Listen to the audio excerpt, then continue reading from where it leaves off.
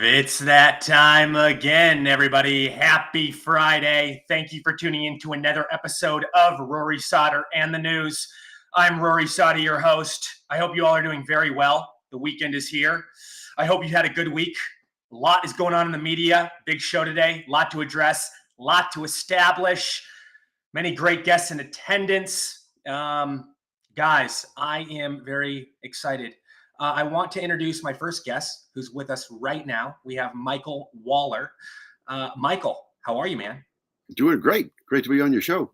Yeah, man, your first time with us. You've had a hell of a life. I was reading over your resume and your background. I am so impressed. Give us a bio, though. Give us a background. Tell us how it all started for you, all that fun jazz. Well, it started as a 15-year-old kid who got duped into becoming an anti-nuclear activist and finding out it was a communist campaign to overthrow our government.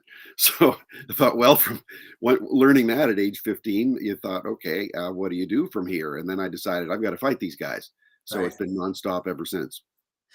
Now, kind of take us through the chapters of your life, because I was reading over everything you've lived through, all the adventures you've been on. Like I said, it's quite something. I mean, you've done things that, most people would dream of. Well, when it wasn't like I kind of went, well, I did kind of go looking for it, but it wasn't a plan. It was just sort of stumbling into things and meeting people and grabbing opportunities where they came. And sure enough, so I went from being you know, a grave digger and town dump worker and gas station attendant as a high school kid to then working for a U.S. senator as an intern and then working with the Reagan White House right when Reagan took over. So it's an amazing leap that an ordinary citizen could make if you're just in the right place at the right time and take advantage of opportunities. So imagine being a college freshman when Jimmy Carter's president. You cast your first vote ever for Ronald Reagan, cast it from my dorm at George Washington University. And then by virtue of the internship I had with my U.S. senator, and when you're from a small state, it's easy to get an internship at your senator's office, made connections with people at the White House who were really concerned with fighting communism and had the foresight to look for really young people who showed a lot of interest and a lot of energy, and that's how I got caught up in it. So I was going to go out with as a student journalist to Afghanistan with the Afghan resistance fighting the Soviet army, and a person in the White House who was working with me as a youth liaison or a public affairs liaison said, "You speak Spanish. Why don't you go to Afghanistan instead?" Don't go to Afghanistan. It was going to be with Soldier of Fortune magazine. Go to Central America instead. And that was where President Reagan's big fight was, to stop the spread of Soviet expansionism to our own continent. So I went out with the Contras as a student journalist and then began working for the CIA, still as an undergrad. Now, yeah, and I wanted to get into that in a lot of detail and really go into each chapter, of your CIA experience, because I know you served for quite a while. But yeah, talk about being young and getting involved with one of the biggest organizations known to mankind. I can imagine that was quite surreal, right? I mean, Jesus, you don't really hear that. You don't really hear about that too often, do you? No, and it wasn't like I was working as a CIA agent. So I've never been to CIA headquarters. I never went down to the farm. I never got paid by the CIA, but I did get walking around money from a nice old guy who turned out was a veteran of the Office of Strategic Services, the OSS, fighting the Nazis in World War II, who'd been a friend of then CIA Director Bill Casey and was actually one of his talent scouts and money men. So he gave me walking around money that I found out 30 years later was from Casey's pocket. So Wow. So I was part of a privately funded network, privately funded by the CIA director with his own money, so he wouldn't have to tell Congress.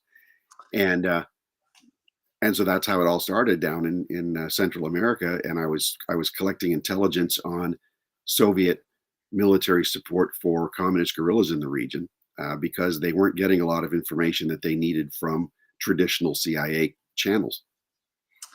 Wow. And I want to ask you, your boss back in the day, the way the CIA ran things compared to now, obviously night and day, right? Oh, you can't compare the two. It'd be like comparing apples and oranges. Obviously, not even, yeah, yeah. for many reasons, but I would say the main reason is just how corrupt they've become. I mean, it is so bad. I mean, I don't think we've ever seen anything like this. But I want you to explain why you think it's so much different and you can't really compare. Well, intelligence is a nasty business anyway. You can't be, you it works very um, uniquely. If you're going to be infiltrating terrorist groups or communist groups, or Mhm. you know if you're going to infiltrate the bad guys, you can't, you have to interact with them. You have to it's like cops penetrating organized criminal groups or something. You have to be engaged in some of the worst forms of humanity that you can find. So Right. so there is that. That's part of the nature of a good intelligence service, and that's in America's interest as long as it's confined to foreign targets in defense of all of us and our constitutional rights. Right. Where the corruption comes in, you're going to get corruption in any agency, especially when it's tax money that's not well audited, and really bad people go wrong. So you had instances of there was a contract pilot who was running arms to the Contras in Central America. I was working with the Contras, but then he was flying back with cocaine from Colombia. That wasn't a CIA operation, even though that's what the popular books and even movies have said. It was just a rogue pilot, and there were a couple of them who were doing this to make money on the side. It wasn't to make money for the Contras because they never saw it.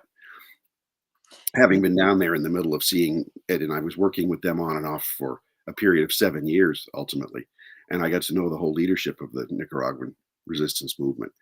And they were not getting drug money. They were getting their arms really.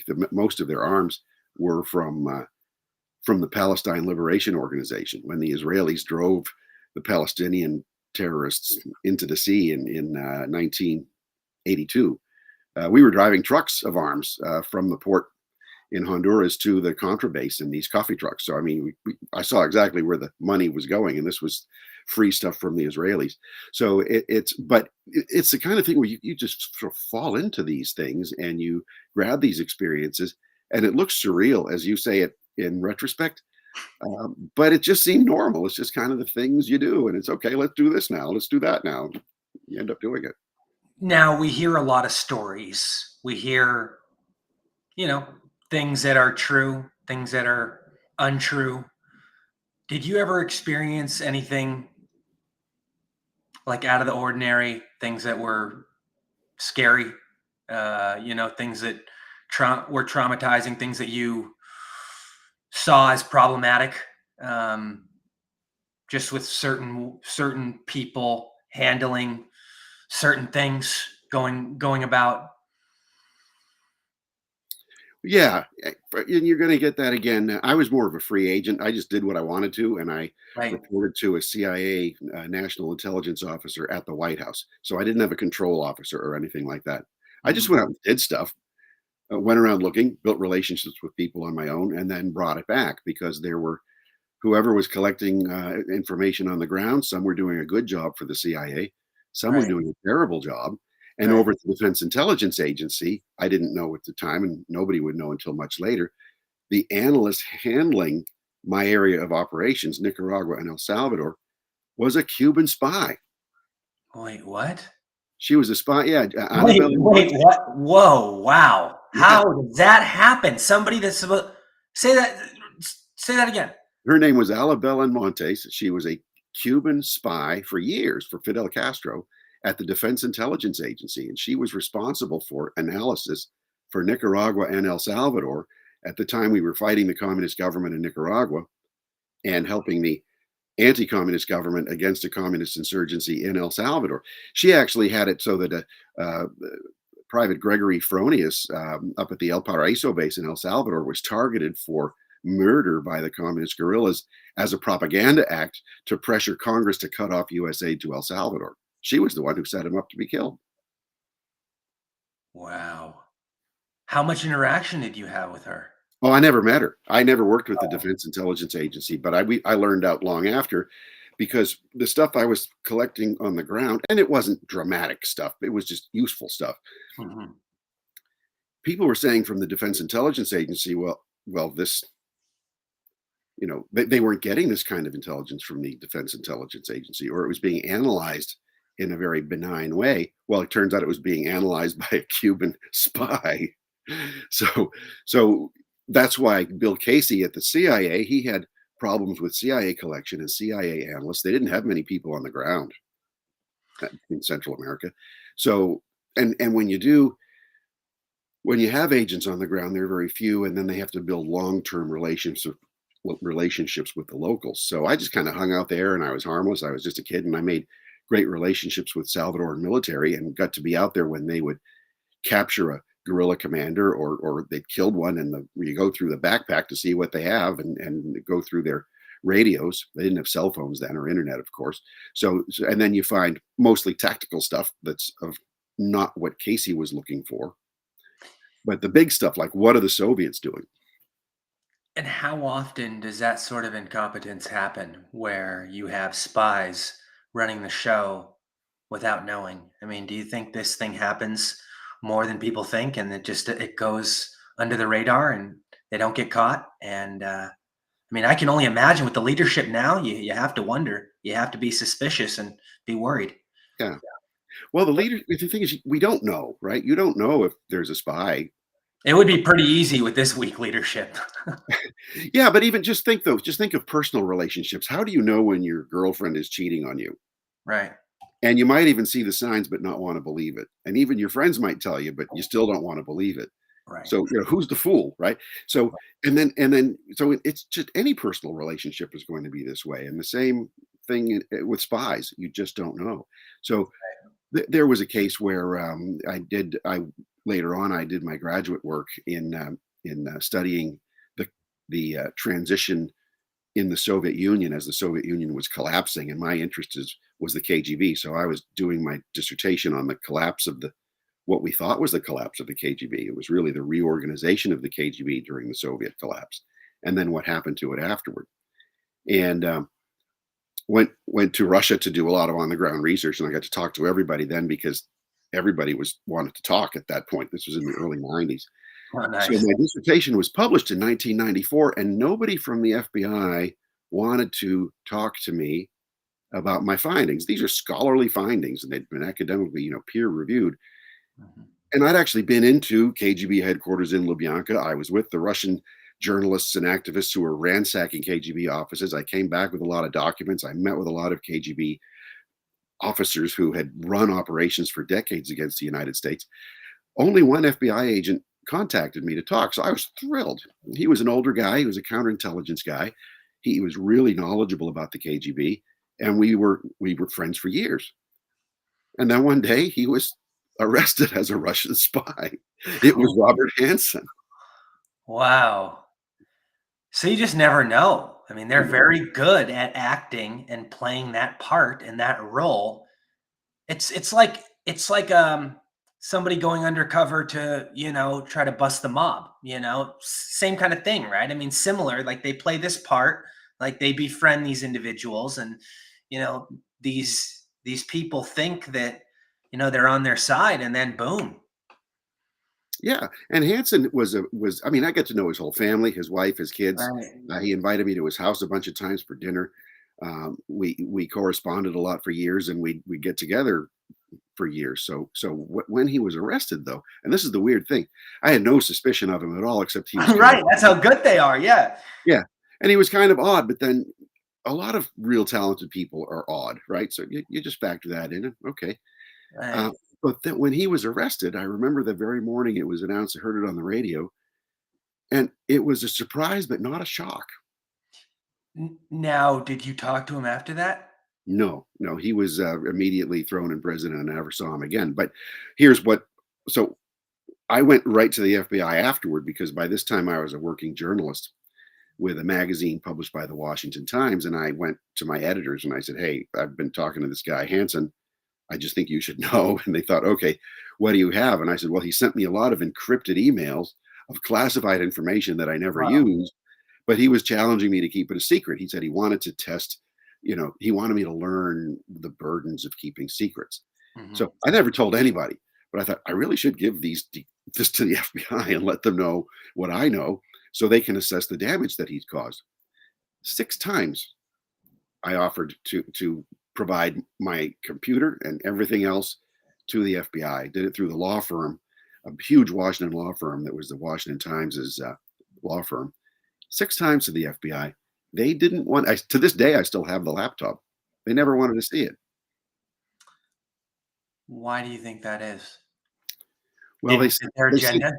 they sent two. Well, no, it's weird. It's creepy. It's not even an ideological agenda. They sent 2 sets of agents to interview me about certain things, but it wasn't a deep thing. And when I told them the types of information I knew, they said, "We're not cleared to know this. We should." But so nobody ever came back to me about that. A few years later, I ran into the senior CIA counterintelligence man, Paul Redmond, Mhm. and I said to him, "Hey, I told him this story," and I said, and he turned to me and said, "So you're the guy with the laptop?" I said, "Yeah, yes, I still have it. You want it?" And he said, "No, we closed down the interagency damage assessment team. The FBI did because they didn't want to know the extent of the damage. They didn't want to deal with it." Oh, wow. Wow. So even if something is really serious and something that can be a game changer and really, you know, bring stuff to they just don't care. If it doesn't meet their criteria, it just sounds like they'll just let things go. I mean, that's crazy to me because it sounds like you had some huge data and information to give them, and they were just like, Yeah, wow. you don't need to know. I mean, it was all classified, but it was such of a nature. If Yeah. you're thinking, "Wow, this is really serious stuff. I have no business knowing this." I think the FBI should know what's been compromised. So to this day, they don't know. But see, the worst thing you can do as an FBI agent, the worst crime you can possibly commit, is to embarrass the bureau. Good point. I mean, that's something I guess I didn't think about. Yeah, the reputation. That's yeah. Yeah. It So makes them since it it's makes so them look difficult bad, to do, right? Yeah. yeah, we can't look bad. Let's cover it up. Let's fake it. So then they create themselves as this institution. Now, I really respected the FBI. Mhm. Well, I lost a Past lot of tense, the though, not anymore. I respect a lot of the agents there and the analysts there and what they do. And I understand the situations they're in where they can't speak out because they feel like, well, if I quit if I speak out, they're going to destroy me. If I Right. resign, I have security clearances I've got to maintain so I can find other work, or I still am bound by the security clearance not to reveal things. And if I come out as a whistleblower, they'll just completely wreck me. And so I'm here in this career. If I quit, some woke lunatic is going to take my place. So I'm just going to sit and do my job. And others just say, I don't want to deal with this. I don't want any trouble. I'm just going to, follow orders. It's crazy stuff, man, and there's a lot of people that have said, uh, you know, especially in the conservative movement, that they want to get rid of the FBI.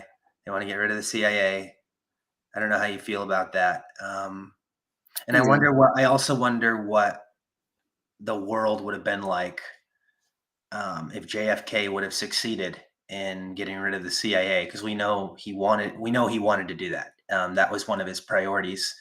And when he spoke out against the CIA, I mean, we don't know what happened, who killed him, but people have said that they were behind it. Who knows? I mean, I don't. Yeah, it's one of those things where I can't figure out what the hell happened. And I really do digging. I like to do my research. I like to get my proper, information before I make any assessments. And there's no like assessment that I can make on that murder. I mean, I just don't know what to believe. It's so hard. I've looked at 100 different scenarios. I just don't know. I don't Yeah. know. Yeah. I don't know what to believe either. And even though I mean, here's the thing. You have a U.S. Marine who declares himself to be a communist loyal to the Soviet Union. He Mhm. goes to the Soviet embassy in Mexico, defects to the USSR to one of, Stalin's old henchmen. This was just a few years after Stalin's death. Right. He lives in the Soviet Union. He marries a Soviet woman. He's allowed to in this post Stalinist police state. He's allowed to do rifle practice in the Soviet Union. Then he comes back to the United States, sets up a pro-Castro group in New Orleans, the Fair Play for Cuba Committee. He's an avowed supporter of Castro, so this is right after Bay of Pigs, where Kennedy had tried to overthrow Castro. And then he assassinates the president, and then people say that the CIA did it.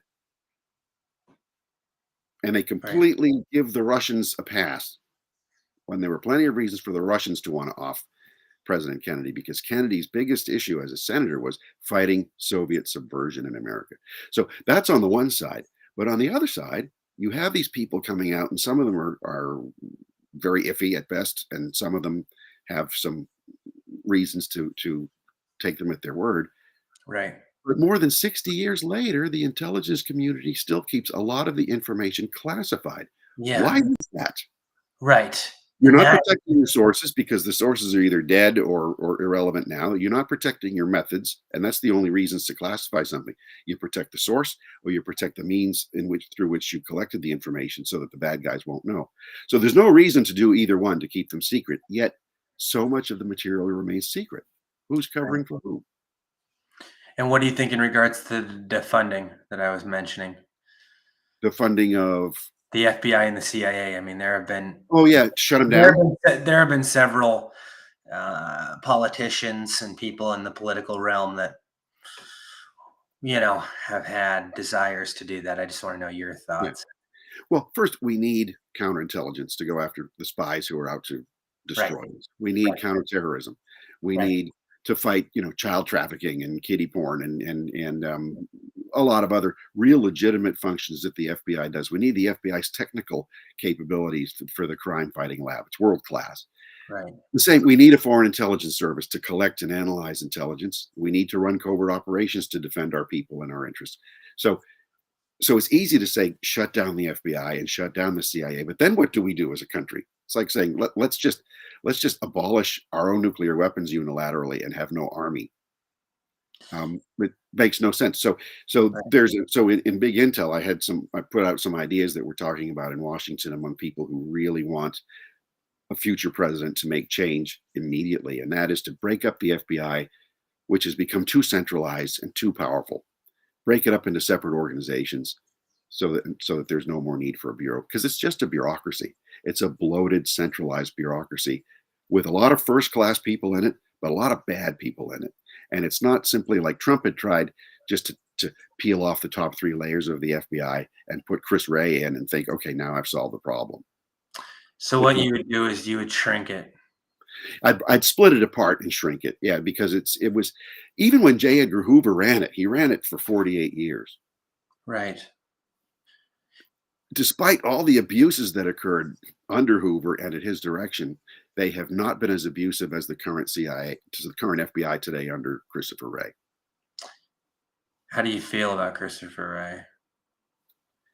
He's a typical Washington swamp lawyer who made a lot of money at a big law firm and went through the revolving door in and out of government to get prestigious posts. He's a weakling. What do you think about all the woke lunatics beneath him? What do you think about the lowest of the low, like the biggest scumbag on earth, like Brennan, guys like that, being able to run the CIA, a place where you used to work, a place where you respect?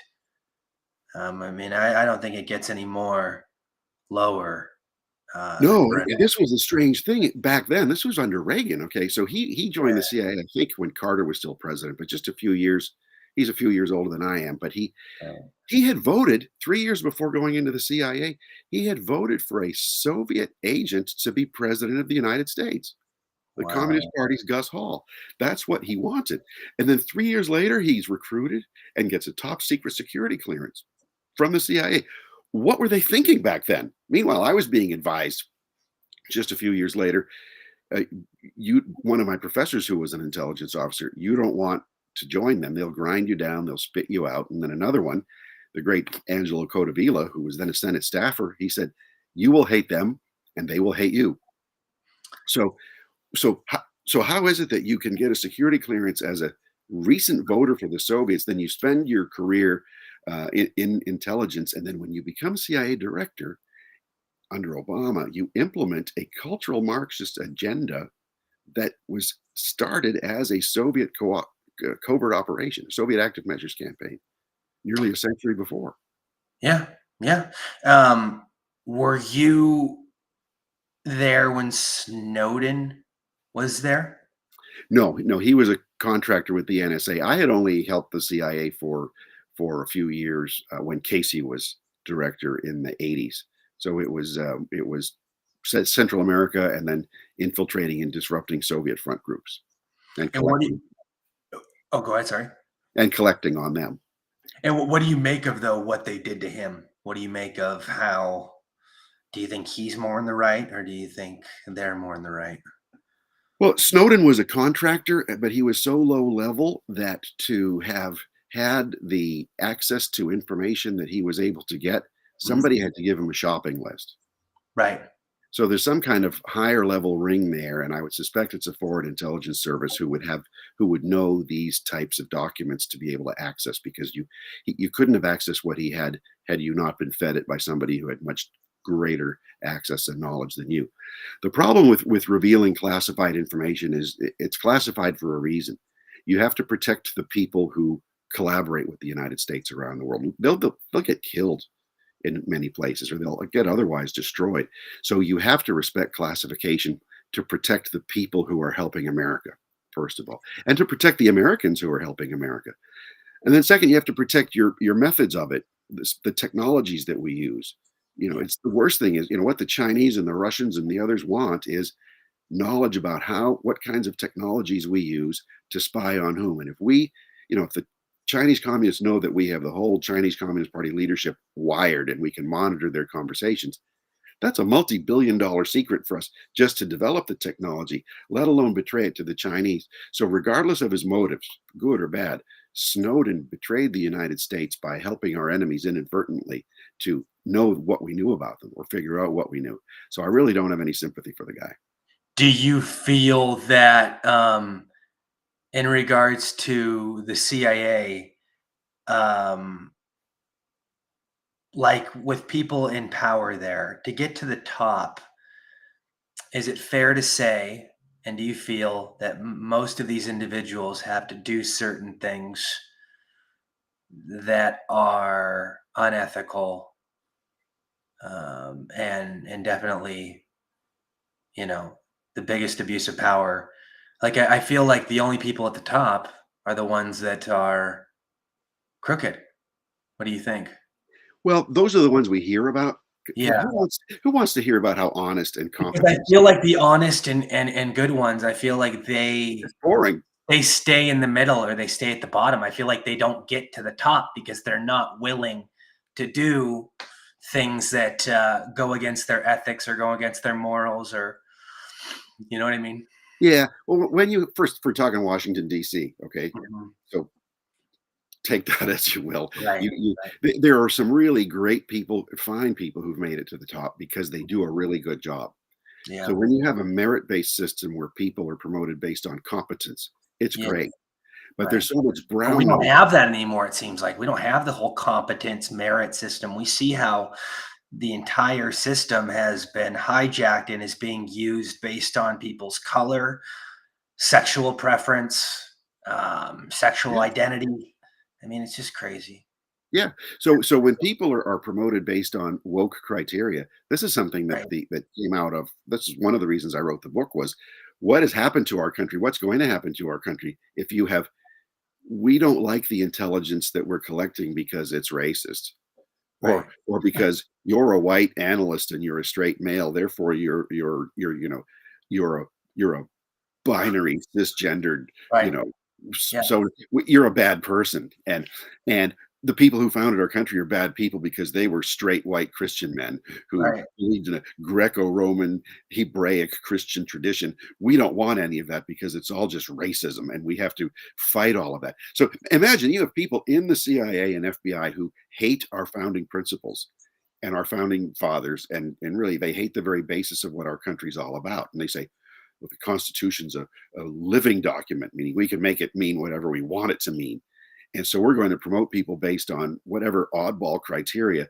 It's all this cultural Marxism that Marx wrote about in 1843, set societies against each other and just rip them apart and rip out the ideological and the cultural and the traditional and moral bases of these societies to destroy them so that we can have our dictatorship of one kind or another. And that's what these folks are aiming at, whether they even understand it or not. That's what DEI is all about.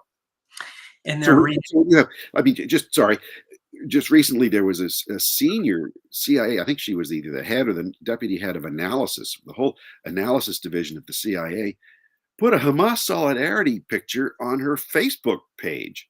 wow. So if you have the chief of analysis for the CIA sympathizing with a group that the federal government has designated as a foreign terrorist organization, can you imagine what the rest of CIA analysis is like? Not good, man. Not good. And I'm noticing you brought up the whole straight white male thing. They are reinventing terminology, saying straight is now offensive. You got to say cisgender. This is how you really divide a country. This is how you really divide civilization is to attack the terminologies that we've been using for as long as planet Earth has been in existence. It's just what a time, man. What a time. Yeah. Now imagine being promoted on this basis. So you can't get promoted at the senior civil service levels in the CIA or the FBI unless you are actively an advocate of this ideology. It's Right. not enough just to be respectful of your colleagues. It's not enough to be just to shut up and do your work. Or it's not enough simply to just follow orders. You have to be an active participant in this DEI rainbow lunacy that's being imposed on it, or you won't be promoted. Are we too late to fix this? Is there too much damage? I mean, I feel like it's only going to get worse because I feel like this transgender scenario, I feel like this political correctness, it's a trend and people continue to jump and grab onto this trend and they take advantage of it. And this victim mentality is really a big thing right now. So is entitlement. And I see all these politicians enabling it, encouraging it, especially on the Yeah. left. So, um, So is there time? We're running out because right, if it was only rotten right, at and the very top, Republicans, like I've said for a long time, especially the ones serving, majority of them do not fight back properly. they've been enablers the They entire cave time. to Democrats. They enable Democrats. They keep the problems alive, and they never come up with real, sustainable, effective solutions. They never do. They're a joke. Both parties are a joke. As far as I'm concerned, it's a uniparty. The way I see it, it's a uniparty. Most of them are playing for the same team. They're getting the same money from the same lobbyists, same special interest groups. It goes on and on. They Yeah. go Well, they go on drinks it was together. bipartisan They go majority. party together after hours. They're friends after hour. It's like Hollywood. It's like a script. They go there in the day. They play pretend that they're against each other, and I just don't like phoniness. But go ahead. Sorry. Sorry, they call Washington the ugly man's Hollywood. Right, right. Yeah, it's true. So the seduction there is power. Right. So No, you have people who want to serve and they go in wanting to serve. They Many of them are able to keep their mentality of serving the country, doing their jobs, but many of them just get seduced by power. mhm. And so that's when you find somebody who's really motivated by power, they're very easy to manipulate, and honest people can't stand up to them. Right. It's true. And I've talked about many times how there's two separate types. There's people that go there with good intentions, but I would say that that's still rare. I would say more than not, people are going there for their own self-interest to enrich their bank accounts. But there are those people that go there with good intentions, sadly, and then they get sucked in. And I would say, as of now, we only have maybe 1 or 2% that are actually still working for us and not fully sold out. I know it's a big number, but I would say 98% in some way, shape, or form are compromised. I mean, when I look at all the numbers, when I look at all the reports, it's bad, man. It's bad who these people get money from, who these people, are representing. Um, Yeah, and Yeah. it's like we're looked at as peasants. They don't give a shit. They don't. Well, that's how we get the word deplorables and flyover and all that other stuff. If you look at how the employees in government agencies spend their campaign money, so it's Oh not yeah, money. hotels, private jets, first class dinners. I mean, Yeah, but it's like 90 something percent of 96%, maybe even 98% yeah, of personnel in the Justice Department and Education Department and certain other departments vote Democrat all the time. Now, if it was 60%, 70%, well, that's bad enough. It should be just reflecting the country. If you want to have a reflection of the demographics of the country, it certainly should affect. It should reflect the way the public votes. But when you have it overwhelmingly, I mean, even the Soviet Union, it was 97% of the 97% of the uh, government employees were Communist Party members. But now you have this, even in the Justice Department, 97% of the employees are vote Democrat. So not to equate necessarily all Democrats with that system, but the fact is you have a one party system within a lot of these different bureaucracies. Strangely, the State Department's one of the most quote conservative or one of the least leftist of government agencies, according to the Federal Election Commission returns on it, how employees donate. So it's when you have that skewed, they have no um, they don't reflect America anymore. They are completely alienated, or at least immune to what the American public's all about. But if you look at the breakdown in Washington D.C. area, 9 of the 20 wealthiest counties in America are in the Washington D.C. area, and that's an area that has no indigenous industry of its own. It's all big government, and then the companies that come in to become contractors for big government. So it's the American taxpayer that's funding this wealthiest part of the country to run a central government. So the aspiration for someone who served in government after 30 years, you can retire or whatever the agency allows. You get your government pension, but then you go into the private sector to become contractors for your old agency because you're adding value because you know how that agency works and you know who's in there. But you're making far more than you made in your government salary. Plus, if you set up your own contracting company, you can make infinitely more because of the markups on it. So this is what people, aspire to, and then they have a standard of living that they've created for themselves, and the only place that can employ them is either Washington D.C. or foreign regimes.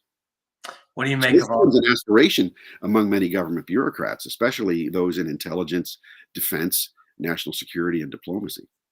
Speaking of contracts and bureaucrats and all these corrupt characters, what do you make of all these government contracts that are being handed out like candy? Don't you think it's out of control? I mean, the way all these people can get in there and really, it's quite something. They make movies about it. They make documentaries. I've looked at this so many times, and I'm just like, wow, wow. It's really sick. It's I don't think any movie or documentary, even the best ones, have adequately portrayed it because it is so sick that the average citizen wouldn't believe it. You'd have to do it as a novel for people to believe it. Yeah, and these war contracts, especially when we Yeah, get into war, yeah. and these, yeah, you know much about that? I'm sure you do, right? Well, I did. I worked for some of the contractors right after 9/11, but it was a thing where you go in, you do your job because there's no one else in government who can do it, and then you leave. So there's a good reason to have contractors. It's when the government needs someone to do certain work and the government doesn't have that talent pool, whether it's knowledge or whether it's a certain capability. So that it's smart, but it should only last for a year or two or three until the problem is solved. What these things do, they call it in Washington a self-licking ice cream cone that exists specifically to consume and doesn't even serve anymore. So that's why you have, even today, you get the Department of Homeland Security, which is another big mess. They're posting today advice on how to stay warm in the winter. Bundle up your children. They tweeted it out in the past few days. Bundle up your children. Really? Is that what our Homeland Security Department is supposed to be doing now? And then it's now whatever name your gender day, and this lunacy stuff on the let's celebrate. They can't say Christmas anymore. A lot of these agencies, but they always celebrate Pride Day and with rainbows and all this other stuff, and that's not. I mean, Christmas by federal statute, that's the name of the holiday, December 25th, by law. But the FBI wouldn't even say Christmas on its website. Right, None right. of you. So, and as a law enforcement agency, you think, well, maybe you should say what the law says. So they're so beyond politically correct because if they recognize, and it's not simply, well, the Constitution says that there's a separation of church and state. Well, first, the Constitution doesn't say that. But second, nobody's been questioning the constitutionality of the name Christmas for December 25th. But the ideology of wokeness is you want to get rid of those names gradually to distance everybody from it, not for separation of church and state issues, but for separation of us from our cultures. Right, right. Very well said. I want to bring up after 9/11, talk about that. So you were doing that stuff with the contracts and in that realm for how long were you doing that? On and off for several years until probably 2008 or so, and then I was a contract instructor for the John F. Kennedy Special Warfare Center in school at Fort Bragg. Oh, But wow. I'd go down 4 times a year to do instruction and teaching modules for our special ops people. Oh, wow. And when you were doing this whole with dealing with the contracts and in this area, what did day-to-day operations look like? Well, my work was different, so I was not out in the field like many of them were, although I'd been out in the field to like I went out to Afghanistan with Blackwater, which had a huge contract in Afghanistan. So I spent a short time there in 2007, and but the United States was just pouring every amount, no costs were out of bounds to defeat to find bin Laden and destroy Al Qaeda and supposedly defeat the Taliban. And it was just mission creep from there. Then begin, well, let's build a new country for Afghanistan. Let's build schools and let's build this and that and let's fight poppy production for heroin and it just kept. Oh, well, now let's have breastfeeding courses for Afghan mothers and let's build plumbing and plumb toilets for the Afghans. It's like I was there the day a new bathroom was opened up at a training facility with American style toilets, and the Afghans come in, and within a couple hours, the toilets are full of rocks Wow. because that's what the Afghans use for toilet paper. So they bring in their Unreal. own rocks in the bathroom, they toss them in the toilet bowl. They didn't know what the toilets were for. They were just told this is how you go because it's very, say, much more Spartan the way they live in How Afghanistan. much how much money. Oh, you wanted to finish your thought? I You go were on all saying something? day. Interrupt me. No, I wanted you to finish. You were saying something? Oh yeah, yeah. There was no amount of money that was being spent, but it was all mission creep. So it went from finding the terrorists and killing them all Mm. to let's build a whole new giant country and you spare no expense in doing it. Well, that was not what the mission was after 9/11, but it became an industry. The humanitarian aid industry is an industry. It's not really humanitarian aid. It is subsidies for our agricultural industry, where the Agency of International Development will buy American grain to distribute abroad, but they don't, if it rots, it really doesn't matter. And there's all kinds of documentation of how this stuff is left in shipping containers to rot. People aren't up in arms about it because the Midwestern states are making a lot of money having this, rice and corn and soybeans and everything else shipped off because USAID is buying it supposedly for aid. Well, what does that do? That jacks up prices for the American consumer who are subsidizing the exports of something that goes to waste so that the farming industry can be subsidized. And it's not the mom and pop farmers who are being subsidized for this. So everywhere you look, you have contracting waste and fraud and abuse. So in looking at the Pentagon budgets and just being around for such a long time, we could have a much more capable, robust, agile military for about 30% of the cost that we have now. No, absolutely. And how much money do you think contractors will make through? these wars that we're currently dealing with? I imagine a lot, right? We Oh, saw how much they sure. made with Iraq and Afghanistan. They're probably going to make a ton with this Israel-Palestine war, and they've probably already made a ton on Ukraine and Russia. Yeah. Well, and this has always been a problem since the American Revolution because George Washington's army also relied a lot on contractors and a lot of them were gouging.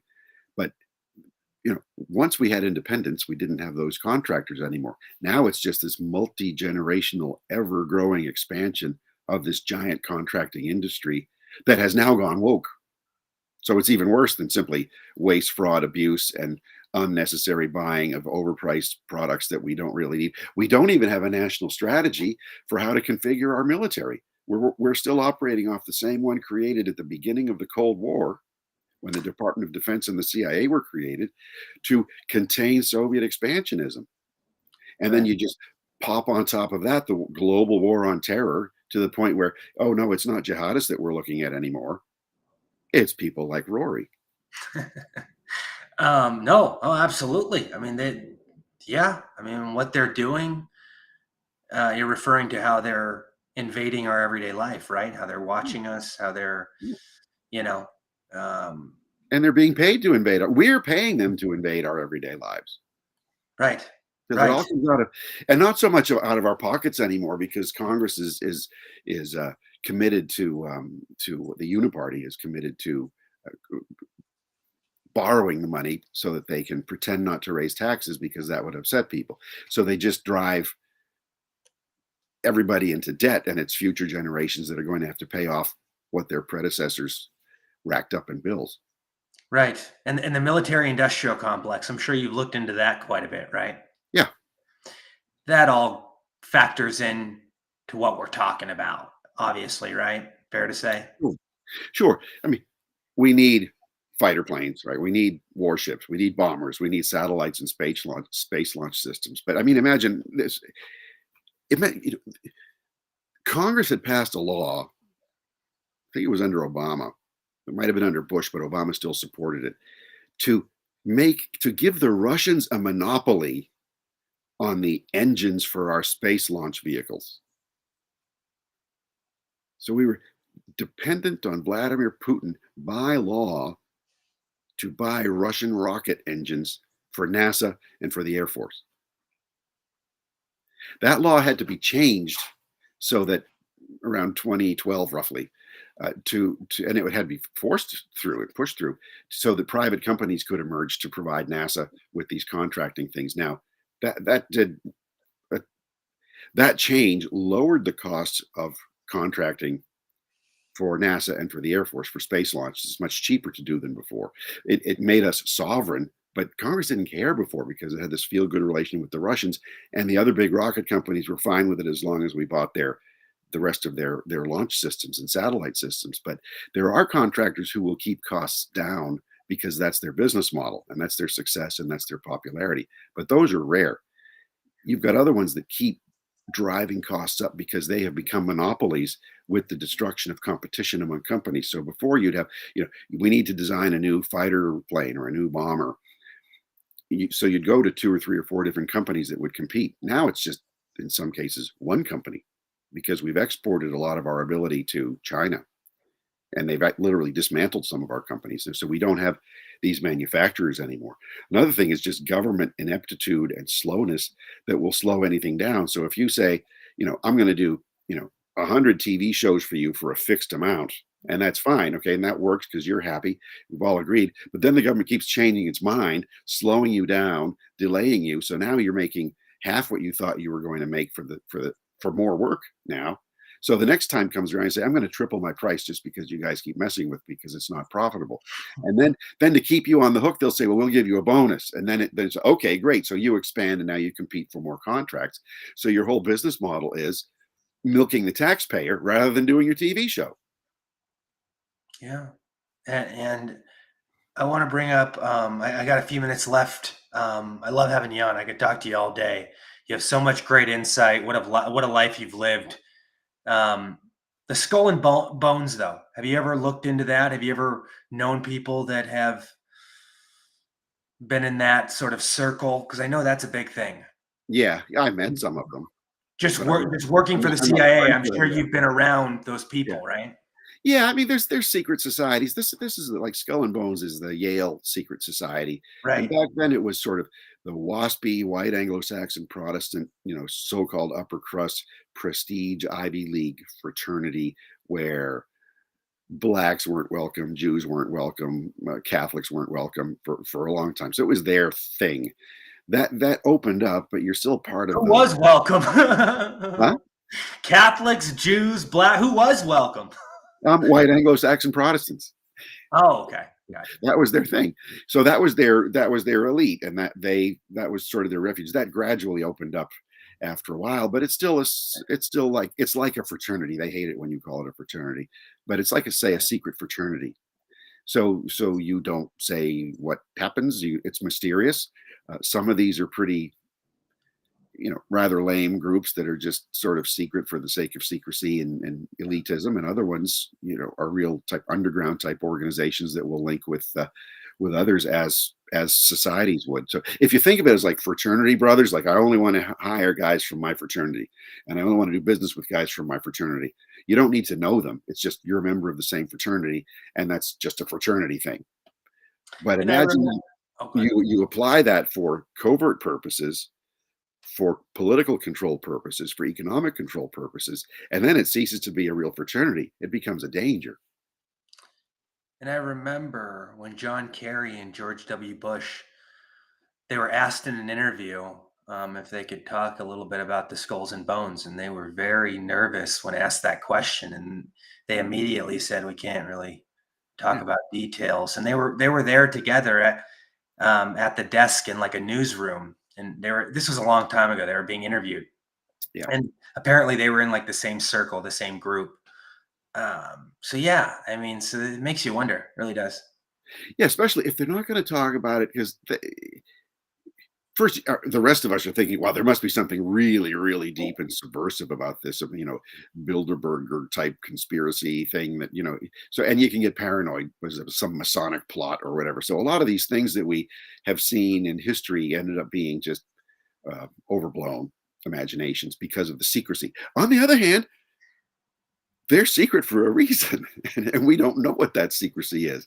And if Right. you have neither a George Bush nor a John Kerry will talk about this, why? Well, they do have to keep their pledge of secrecy, but at the same time, and they use those networks as their talent pools for their friends and the people they trust because they're all keeping this kind of oath. Yeah, and going back to no, I agree 100%. The KGB, you talked about that earlier when you were working alongside the KGB. Was that when Putin was in the KGB, or was he Yeah, president well, at that time? well, when I was helping out the CIA, that was in the early '80s. So Putin was Okay. he was a K- nobody then. So, oh, but when I so was he didn't get in the KGB what till the 90s? yeah, so he was in the KGB then, but he was a nobody. He was here's an interesting thing about Putin, and this is where we become so politically correct and woke that we can't use really solid intelligence to get our way. Mhm. Why would you need to fight a foreign leader or sanction an entire country or risk going to war with them when you can simply mess with the head of the leader that's causing you trouble? So Putin, and I found this out. I met him in 1994. I didn't know who he was then because Nice. he was just another he was a deputy mayor of Moscow, and but Well, later on when but deputy mayor of St. Petersburg. Later on when he became security minister in Moscow and I saw his picture, I went, "Wait, I met this guy before." And then I found out that it was him. But he's portrayed in the West as this great spy master. Well, he was not a spy master at all.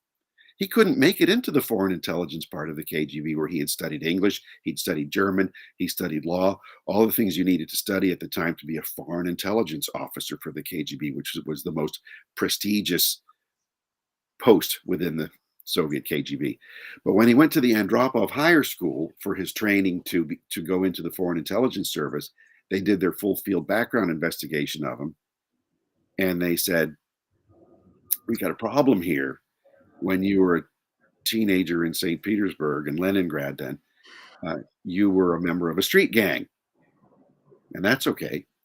but there was a street gang that preyed on effeminate boys and raped them as a power kick. I got this from three separate sources who knew Putin at the time in St. Petersburg. Two of them did. One of them later saw his file.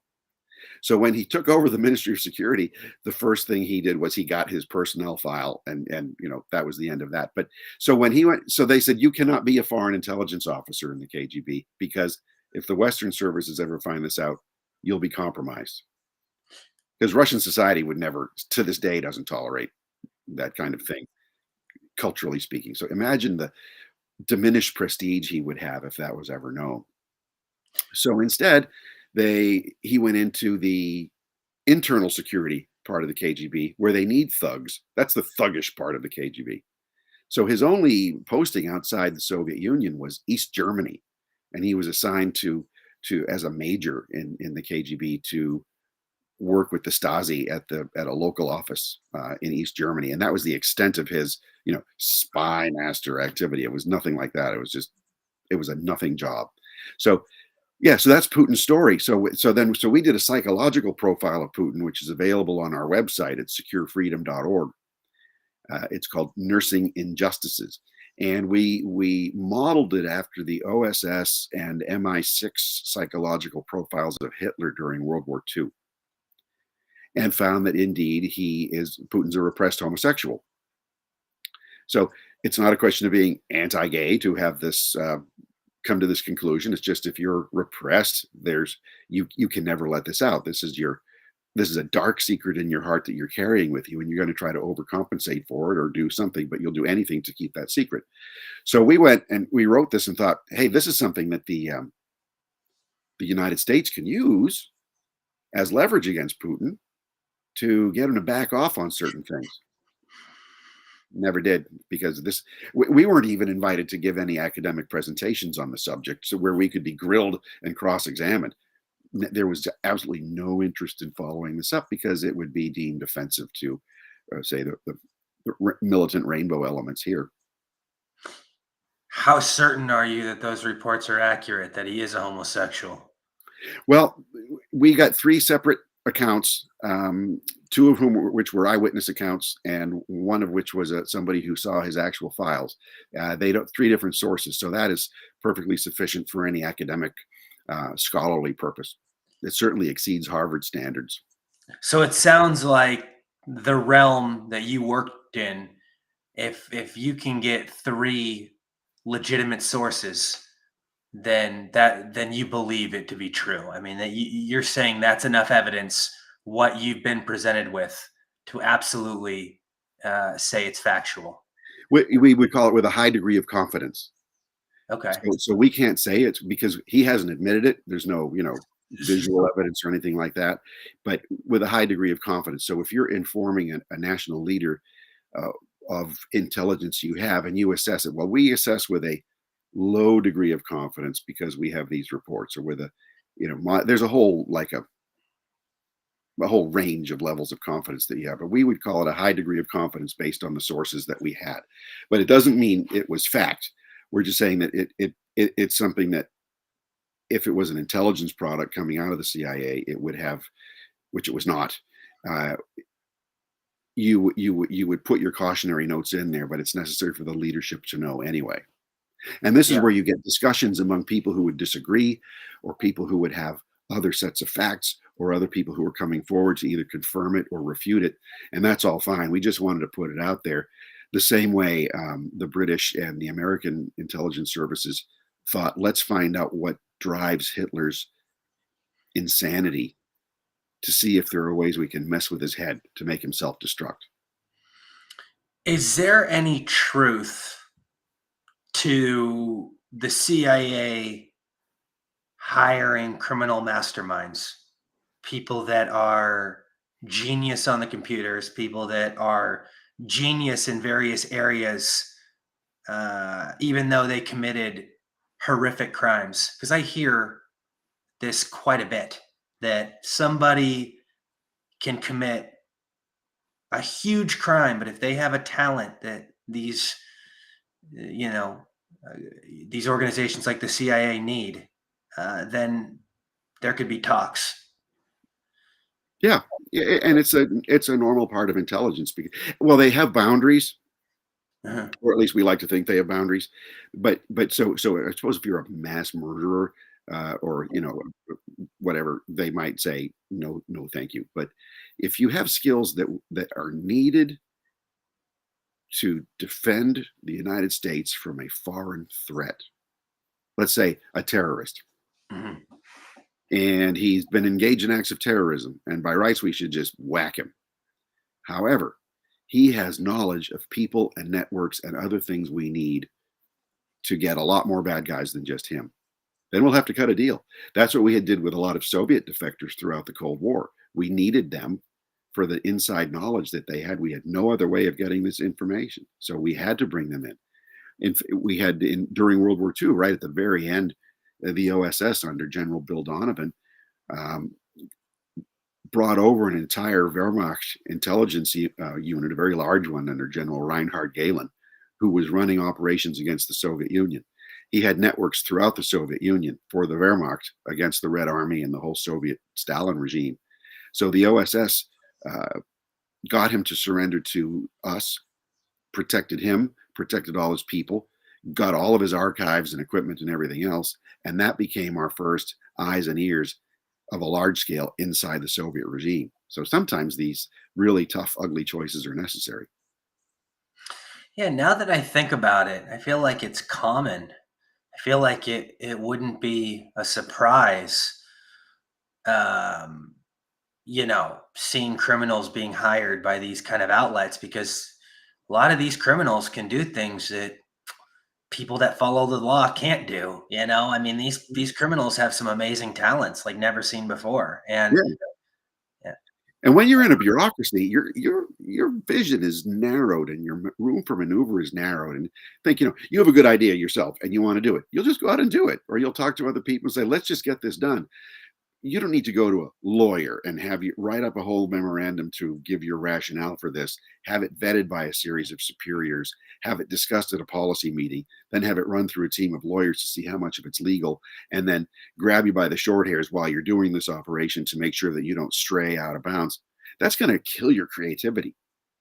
yeah, So a lot of people, a lot of really talented people, can't join the intelligence community because they'd be too stifled. So it's like an artist, right? You can't A creative person can't exist for the most part in a bureaucracy like that. And it's the same with any bureaucracy, even big corporate bureaucracies.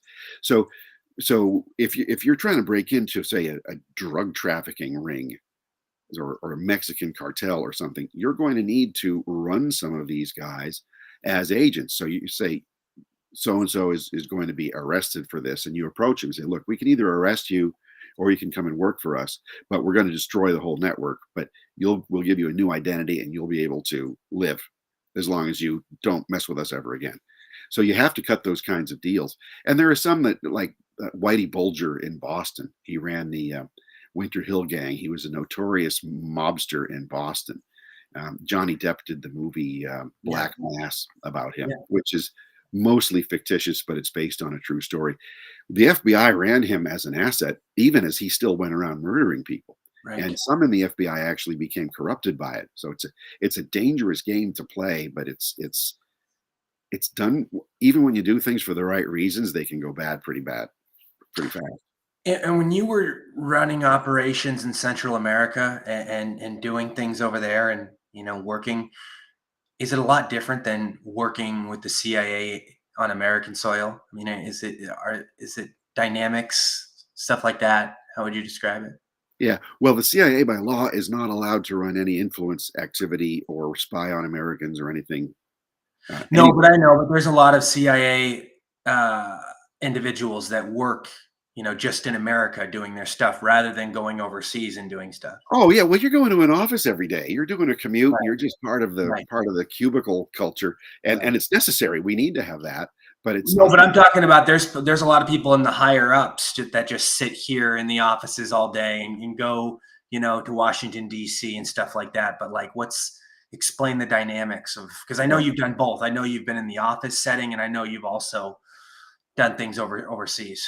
yeah. Well, I've been in the office setting, but not with American intelligence. I never worked for or in the government in any, bureaucratic capacity.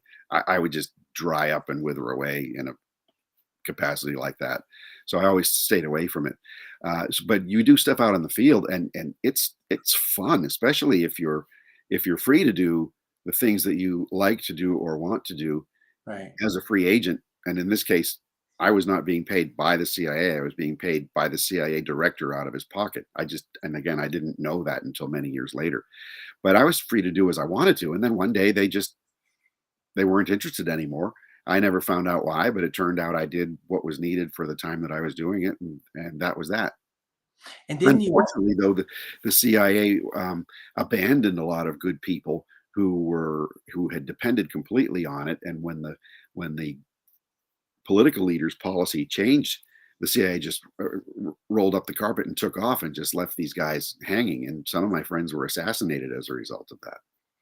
jeez, good God, good God. All right, man. Before I let you go, I want to ask you. It says right here, you're a senior analysis for strategy at the Center for Security Policy, and you're also the president of Georgetown Research. How's that? How's that going?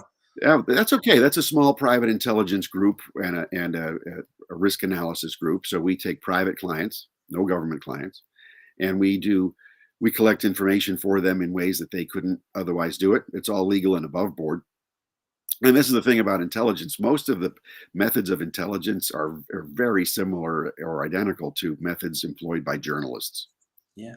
So we employ these. It just doesn't sound cool to say it that way, but that's the way it is. And so we do this kind of work for clients on a case by case basis, very boutique, very one at a time, and we don't take clients that we don't believe in.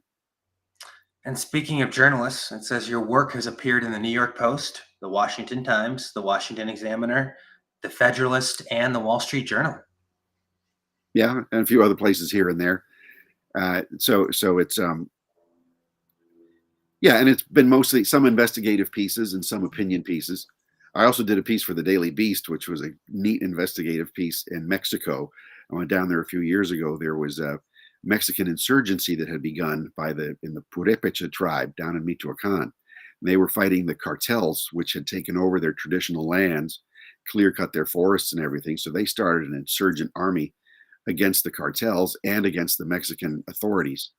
And the communists from Cuba had come in to try to radicalize them. And that's when I went down to talk to them. And I said, "Do you even know what Marxism Leninism is?" And they, "No, we were just told we need to do this." It was, "Just stay away from it. You're going to get a lot of people, a lot of terrible things will happen otherwise." Well, sure enough, there was a change in government in Mexico, and they were deputized. The Mexican army came in actually to help them, and they were deputized to guard the forests. And so it was a happy ending for this tribe. So, and that was all private too. It was a private person said, "Hey, come on down here. There's some trouble. So let's go see." And I have to ask you, speaking of just foreign countries and everything going on, and we have a disaster at the border, do you think the CIA is ready to pick up on any big terrorist attack that occurs? Because there's a lot of people that think there's going to be a big terrorist attack any day now. Do you think our intelligence community is prepared? Do you think they're ready? Do you think they're the same as when you were there? Like in Absolutely that, not. in that regard, obviously earlier we talked about how they've changed with, being politically correct and stuff like that. But in terms of just the talent and being ready, go ahead. No, absolutely not. You got a lot of people they came in, they were in the military first, and then they joined the CIA. Real mission oriented people. Most of Yeah. them are gone. Most Latin America analysts go to Latin American studies programs or come out of those programs in the universities, most of which are Marxist and anti-American. So, to think that you would have millions of people from all around the world in an organized fashion illegally crossing our border, and no terrorist or Chinese military person or Russian spy would ever think to insert their own people among those millions. It's insane to think that they've not been coming through here in significant numbers and in an organized way. We're really, really screwed. I know you've been around a lot of intelligence agencies. What's the most powerful? What's the best intelligence agency? What's the most reputable? The most talented around the world? Well, there's really a lot to be said positively about our intelligence agencies Mhm. still. The Yeah. National Security Agency is by far the most capable, and it Mhm. can be used for good or for evil. It depends Right. on who's in control of it. You don't Mhm. just throw it away because evil people are running it and Right. and woke loonies are staffing it. So that's a really fine intelligence agency that's been abused. The FBI used to be a great uh, law enforcement and counterintelligence agency. No, it was never really a great counterintelligence agency. It was a rather good one, but never a great one. I think the FBI has been pretty overrated over the years. Uh, the CIA, pretty much the same thing. They didn't anticipate from the Soviet hydrogen bomb to the Soviet collapse. They didn't anticipate any of that. They got Vietnam wrong. They got so much more. They had to hire amateurs like me to go out and collect intelligence on the ground because their own people couldn't do it. So, so it's a big disappointment there too. Our military intelligence is good. I mean, when you think of the forces we're able to bring together to go out and assassinate, Osama bin Laden, and take out all these other individual terrorists around the world before they can harm us. That shows the strength and the professionalism of our intelligence services and the importance of why we need them. It's the question of the abuse of them and now the wokeification of them that's become the problem. Yeah. No, And when they very well spy said. on us, Yeah. No, very, very well said. And to conclude here, I want to make sure you mention this before you go. Biggest takeaway you want from this new book, everybody to get from, you know, first, our society has been targeted for a century by people with an ideology who want to destroy everything about our society and culture and everything that's good about it, and to right. pit us against each other. Whether you're left or on the right, some foreign hostile entity or in a domestic entity is going to try to manipulate us into fighting each other and wrecking ourselves. That's the first thing. And it's a big, terrible mess. They've now taken over our security and intelligence apparatus. But there's hope that this can be reversed if you have a president to come in with a team and with an action plan to implement the very first day he's in office. That's our last chance. Amen. Amen.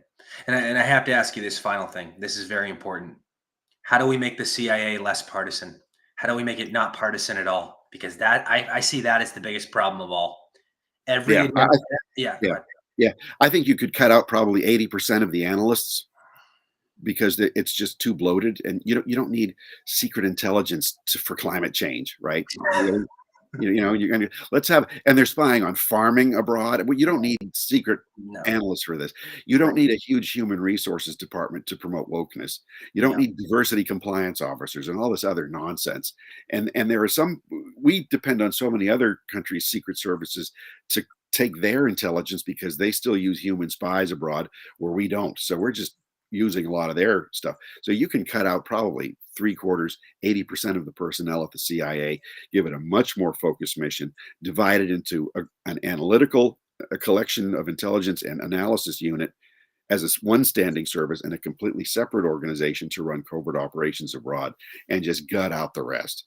If you've Yeah. got over 30,000 CIA employees and only 1,500 of them are abroad, the rest are just bureaucrats sitting behind desks. You don't need those. Right. Very well said. Tell everybody where they can find you, Michael, where they can get involved. Let's get you back here soon. I'm on Twitter at J. Michael Waller, and our website at the Center for Security Policy is, well, centerforsecuritypolicy.org or securefreedom.org. Absolutely. Any big announcements, any big projects you want to let everybody know about before you go? Just big intel. The book, this came out last week, and it's available everywhere online and at Costco. And I ask everybody this: what's the thing you're most proud of in regards to your work, your biggest accomplishment? Oh, someday I'll tell about it, but not right now. Oh, something that's still kind of in the Well, there's works. still people alive and who might be adversely affected, but I really think being there, being in the Kremlin the day the Soviet Union was abolished, and Mhm. working with the people who helped accomplish that around Boris Yeltsin was one of the proudest accomplishments that I had. Oh, and you were working for Reagan. You were right around that. Yeah. Well, this was after. This was Bush was president, but I wasn't working with him. I was doing my academic research, but having been involved in political activism, I was using that with my own experience in college Republicans and Young Americans for Freedom to help Russians, rip apart the USSR. Yeah. Awesome. I love it, man. We'll keep up the great work. We're going to talk very soon. Um, God bless, man. Take care. We'll see. You too. Yep. We'll be right back, everybody. Stay with us.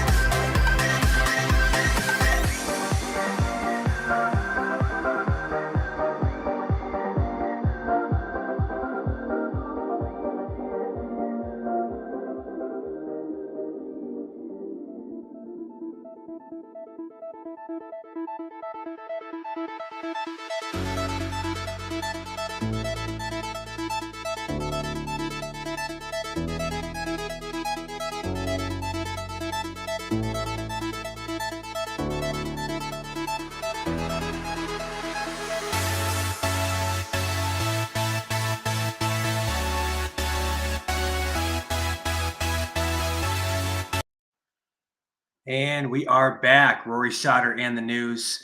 I do want to introduce my next guest. We have Sam Ronan joining us. He is running for president in 2024. Former Air Force veteran. How are you, my friend? I'm doing great. Thanks for having me. And yeah, I am running for president, and I was in the Air Force. I appreciate that. I love that, man. Well, welcome to the show. Your first time on. It's great to have you here. First and foremost, kind of give us a bio, a background, how it all started for you, your different life adventures, all that fun stuff. Sure. So my life is not quite as exciting as your previous guest, unfortunately. I'm an Army brat. So I was born, raised all over the country, heck, halfway over the world. In high school, I got a taste for international affairs by going on foreign exchange. And then I realized, I think I wanted to serve my country and follow in my family's footsteps.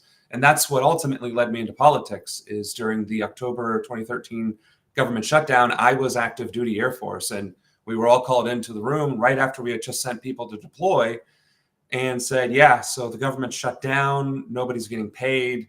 We're expecting you to come in to do to do the work. And I remember asking the questions like, what do you mean the government shut down? We just sent people to the desert. There are fatalities and casualties every single day. What do you mean the government is shut down? And they're like, it is what it is. We're here to serve, and people in Washington are going to do what they do. And that was my wake up moment that if I really want to serve my country, politics is the way forward, not military service, unfortunately. And then a few things later, I am here. I've ran for various offices as almost every single political party, which I'm sure we'll get into. But fundamentally, I feel that I resonate with people first. And currently in our political landscape, I believe that is with the Republican Party. I think Republican voters do care the most about their country. And I think as a party, they actually respect people who take the initiative and have the courage and the gumption to go for something like this, running for office, president or otherwise. So here I am. That's awesome, man. I think it always takes a lot of bravery. I think it takes a lot of passion. I think, putting your name out there and I mean, it's a huge step. What made you decide this? Like what drove it, right? Yeah. So here's the thing. I know many in the Republican Party are very pro-Trump. He was already the president once, and now with the failed Biden administration, I used to be, man, but I mean, I have my issues with Trump. I'll tell you what. I used to be really big on Trump, but these last couple of years, I've waken up. I've realized and have woken up to a lot of things. So to that point, right?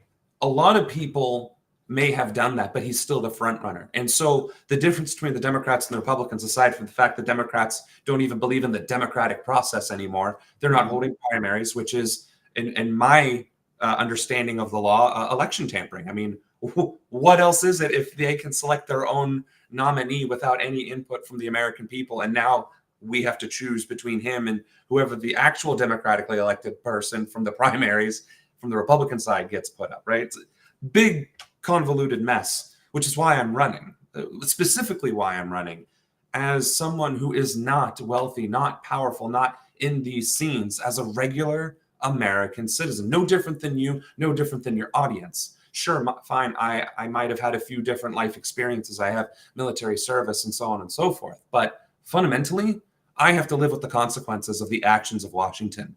When the price of groceries goes up, when the price of rent goes up, I suffer the same consequences. I've had to, choose between eating and rent before. I've been there. I've watched my life savings go up and down like a roller coaster for the past decade.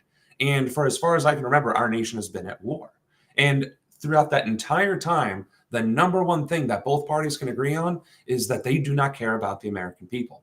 Because how is it that they can find new and more imaginative ways to give tax breaks to the wealthy and the powerful and themselves, while we, the people, suffer from record inflation, which is actually price gouging because these same companies have record profits? Yet that's not addressed. That's not discussed.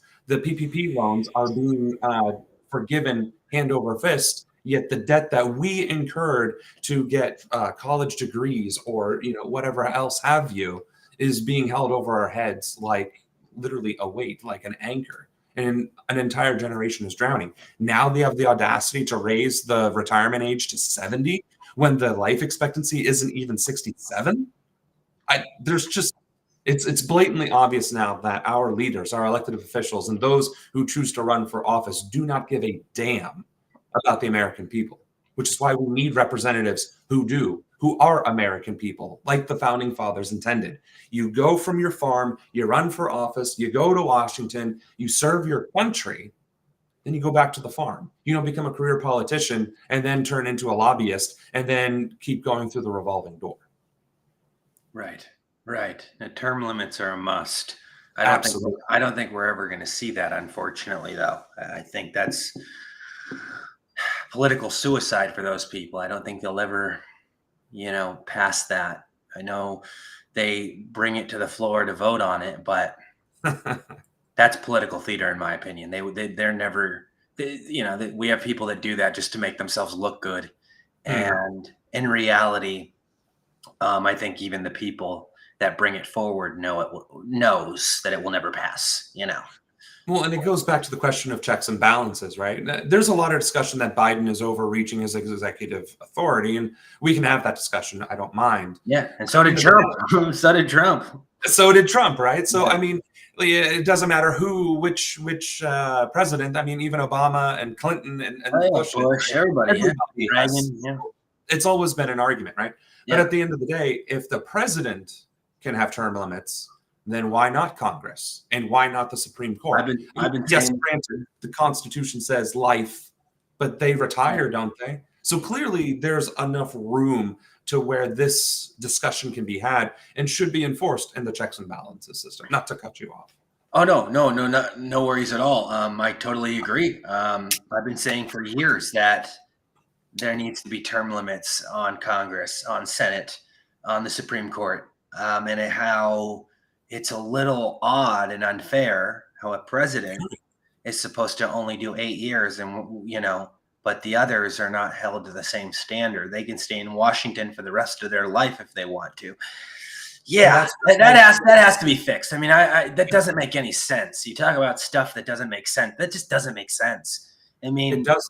And it's one of my core policy issues is accountability. I don't know how anybody, because there are people that defend this, because sadly, there are a significant amount of voters that look at politicians like they're celebrities, and they are totally fine with all of these manipulative politicians staying there for life because they say things that make them feel good.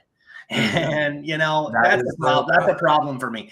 The way people celebrity worship these politicians. Look at the Trump cult. They look at him like he's more powerful than Jesus Christ. So yes, they do. Yeah, and that's a problem for me. Does Trump have some good policies? Absolutely, but has he fucked up in many ways? Oh, absolutely. Look at all the hirings and firings, more than any administration I've ever seen. He had more scumbags, more lunatics, more idiots, more conniving, corrupt scums than anywhere I've ever seen. I mean, you can't make this stuff up. The people that came in and out of there. And the worst part is like all these. And you know what? People, especially people that support him, they try to say, well, he got bullied into a lot of stuff. He was influenced the wrong way, hiring these people. Well, you know what? He's the president of the United States. At the end of the day, he's the one that makes the final decision with who he surrounds himself with. And then he doesn't take any accountability for this. And then he just blames. And then his supporters have this mentality that he can do no wrong. I have an issue with that, but go ahead. No, I'm glad you got that off your chest because I was about to fall in line with you there. Because I used to believe that too. From 2016 to 2020, I was on that Trump train cult. And I used to think Trump was Superman. I used to think he was the greatest thing since sliced bread. But then Operation Warp Speed, I looked at as the biggest. I think it's the biggest. I think it's the biggest crime against humanity I've ever seen. I mean, what was done during that time? I don't think there's any bigger abuse of power. I mean, this guy sold out to big pharma, locked us down. Over 60% of small businesses closed. He really did nothing to get rid of these higher ups. Fauci stayed, Dr. Birx stayed, Alexander Azar, one of the biggest pharmaceutical lobbyists, was running the show. I don't know how people can still look at this guy like he's the greatest thing. I mean, that's, to me, I would look at that failure as one of the biggest failures ever by any president in history. Maybe the biggest failure. Think about how many people died from suicide, from drugs, from being taken out of their routine. Drug addiction skyrocketed. Divorces skyrocketed. Like I said, record number of businesses closed. We've never seen anything like that. And then I have to hear, well, if he wouldn't have locked down or created the vaccines, then the media would have crucified him and the left would have came after him, and he had to do something. He was in a corner. He was stuck. Well, why is his image more important than doing the ethical thing? You know what I mean? Like, how about doing what's right rather than protecting your image? So you nailed it all in one. I don't even have to go too much further. That's the reason. I mean, this cult mentality behind Trump, and it's bad, dude. Now I understand. Yeah. Now I understand it. I didn't used to understand it, but now I do. And the things that he says, I don't know anybody else that could say these things and would just get a pass. And, I understand authenticity. I understand no filter. And believe me, I don't like phonies. I don't like people that pretend, but this is way over the top. The shit that he says is way, way to the extreme. I mean, I just can't. And half the time it's lies, and the base just eats it up. So that leads directly into why I'm running, right? Aside from the being an everyman person, like a layman, an actual person that is running for office, there is no other candidate running. Nikki Haley, for instance. She's horrible. Don't get me wrong. I mean, I can't stand her, yeah. Yeah, don't get me wrong. Like, if we had to pick between her and Trump, I would pick her. But here's the reason why, and I'll get into this. Nikki Haley, at the very least, has dealt with foreign people, like the foreign heads of state, and has actually done leadership things without embarrassing herself. So could she at least keep her hand on the helm and, steer the ship? Sure. But like you said with Trump, the man has blatantly said that he will go after his political opponents. I mean, if that's not authoritarianism, I don't know what is. So it's the lack of contrast to his policies, which is why he has remained so popular. And I've said this in I don't even know how many interviews at this point. His policies, his rhetoric is so dominant because it's what gets views. It's what gets those screenshots. It's sound bites. It's the mainstream media trying to get it justify its existence by videoing him and showing him as opposed to anybody else. Whereas when you have people that actually give a damn and actually have policies, not all of my policies are interesting or exciting. Like, for some of my more interesting ones are releasing the Epstein list and prosecuting them, holding accountability, term limits, right? These are interesting things that people can get behind that can drum up excitement.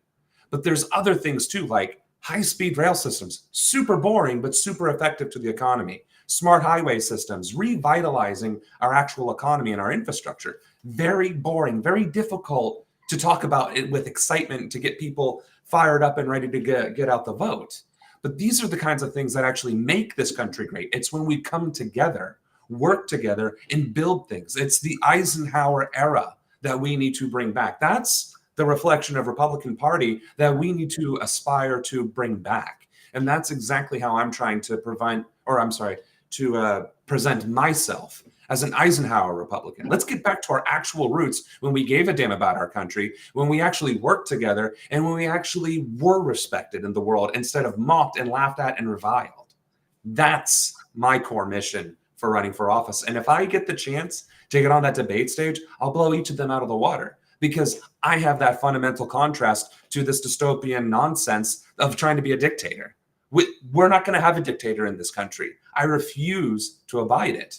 And I think the American people would agree. So hearing some alternative and actually gaining the chance to see it, having that vision being given to them, to see it with their own two eyes, hearing it with their own two ears, being able to feel it and touch it and truly experience it, that is what this country needs. And it will revitalize every aspect of our society. Now, let me ask you, who would you say you most resonate with on policy? Vivek, Ron DeSantis, Trump, or Haley? So that's a difficult question for me to answer, simply because I don't think I resonate with them on policy at all. I think when it comes to foreign policy, I am the exact opposite of Nikki Haley. She's bloodthirsty. I think in that sense, I would actually resonate more with Trump. He doesn't want to go to war. He wants to be more isolationist, deal with economics, which even though he did a poor job of it during his tenure in office, it is the right thing to do. We should use our economic might. We should use sanctions. We should stop trade or stymie trade. We should put pressure on these foreign countries that are aiding and abetting terrorist organizations or ethnic cleansing or whatever have you that's happening around the world in Africa, the Middle East, Latin America, and whatnot. We should be holding those countries accountable where it hurts them the most, their pocketbooks. We don't need to be America police force murdering everybody. Now, when it comes to domestic policy, right, we have a myriad of different issues. We have wage inequality. We have lack of access to healthcare and education. We have the border crisis. And we also have this growing concern with the LGBT community and the transgender issue as well. So I think in that regard, I would actually align more with Nikki Haley, ironically enough, actually very interestingly enough, because her policies seem to be more humanitarian focused. Yes, she wants to send all illegals back over there, but she actually wants to create something where there's an actual process to get them legal, get them on paper and documented and a part of society. And where we align on that is I want to treat the border crisis as a humanitarian crisis, not a criminal one. Most of the issues that we face in society, in modern society, is humanitarian, not criminal. Right? Like, for instance, drug abuse, right? Yes. Which we just brought up with the COVID lockdown. Any myriad of things can drive somebody to drug abuse, but we can all agree it's usually emotional or mental. You don't just taking somebody out of their routine is perfect for that. Exactly. So that is a social humanitarian crisis that should be treated as such. But we've chosen to treat it as a criminal issue, and we're overinflating our prison system, and which, of course, how many heads of private security firms and private corrections facilities are in these state boards and at the federal level in those boards as well. It's like you said, Trump talked about draining the swamp, and he filled the entire cabinet with more billionaires than any other president in history. Like, we are not solving the problem. We are allowing the perpetrators of the problem to continue to profit off of the problem, which is infinitely worse. Because not only is it morally and ethically wrong, they're profiting off of it to boot. Like, it's disgusting. Like, if I went to Hollywood with a script pitching the last, decade of American politics and said, make this a dystopian movie, they would laugh at me saying it was too unbelievable. And yet it is our current reality. Right. And he attacks all these people that used to work for him. Yeah. That, and there's never any accountability, never. Like, he can never say he's wrong.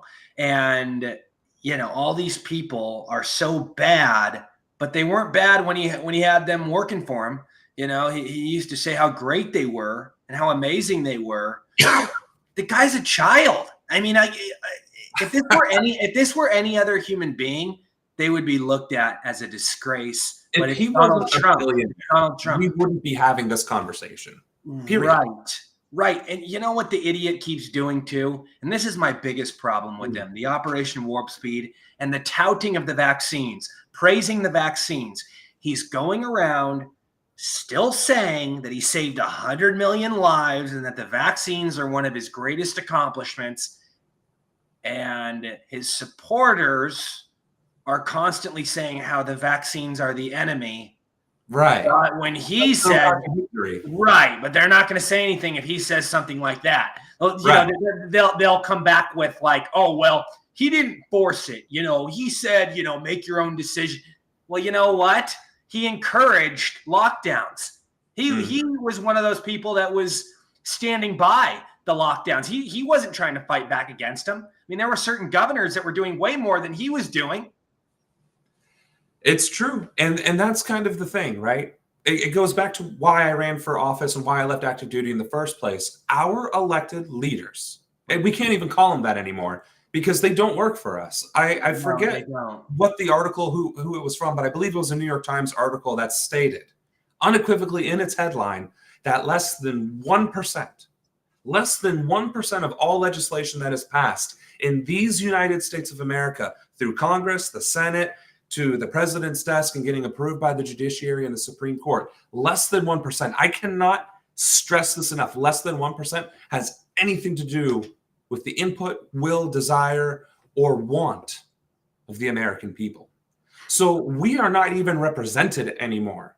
We are electing these people, voting them into office to represent and lead, and they do neither of those things because of this idiocy that is the corporate spending in our political systems. We need public and fair and open elections. I mean, we can argue about the party system being corrupt, which, we can have that discussion. But fundamentally, if I and you and our neighbors could literally get on the same stage and have equal voice, equal time, equal opportunity to speak and be heard, running from school board all the way up to the governor and even the president of the United States, if everybody had that same platform and it didn't matter if you were a billionaire, I guarantee you our Congress would not be filled with a bunch of bankers and lobbyists. Our Congress would be filled with teachers, engineers, doctors, sure, maybe a few lawyers, maybe a few financiers, but it would be people.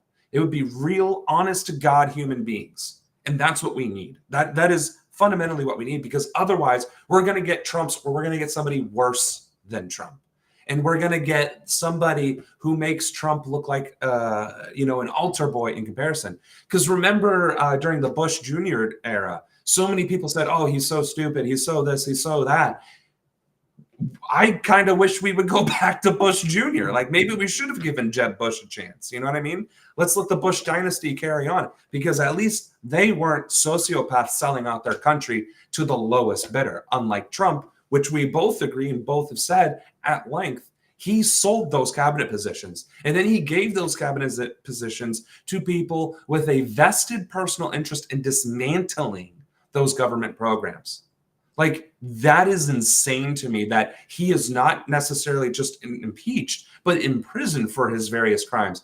I mean, if that's not treason, if that's not treachery in some form or fashion, then what is? And if we can't hold him accountable for those myriad crimes against our country and her people, then what even is our Constitution and our laws in the first place? And that is why somebody needs to run that can not just stand by those words, not just, give them lip service, but actually mean it and actually enforce it. And there are ways to enforce it. Executive order is one. Judiciary is another. The special counsels are options. There are a myriad of different ways. One of the things I want to do is establish universal voter registration and then a opportunity for citizen legislation proposal.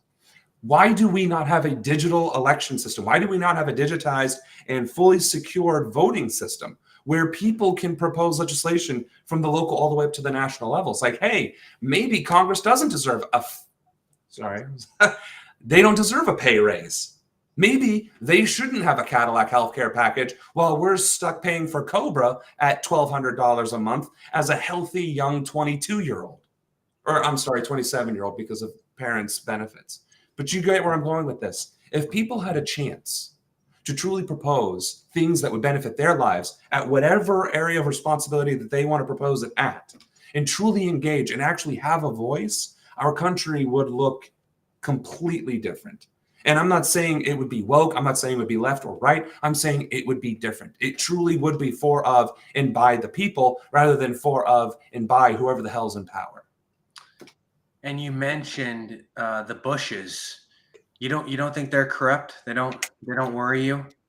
They worry me, but not nearly as. So this is the bad part, right? They say vote for the lesser of two evils. Between Hillary Clinton and Trump, who was the lesser of two evils?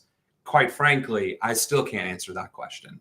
Well, back at that time, well, obviously, I mean, I think she's pretty bad. I don't think they get any more evil. We say that we're going to end up in a body bag somewhere, but right. But the point is, right? The Bushes, they're no more. It's just like the Kennedys, right? RFK Jr. is not his father or his uncle, right? Are there things you agree with him on? I mean, I think there are some things I like, but at the same time, his stance on abortion, I can't go along with. His stances on wanting to give reparations, I can't go along with.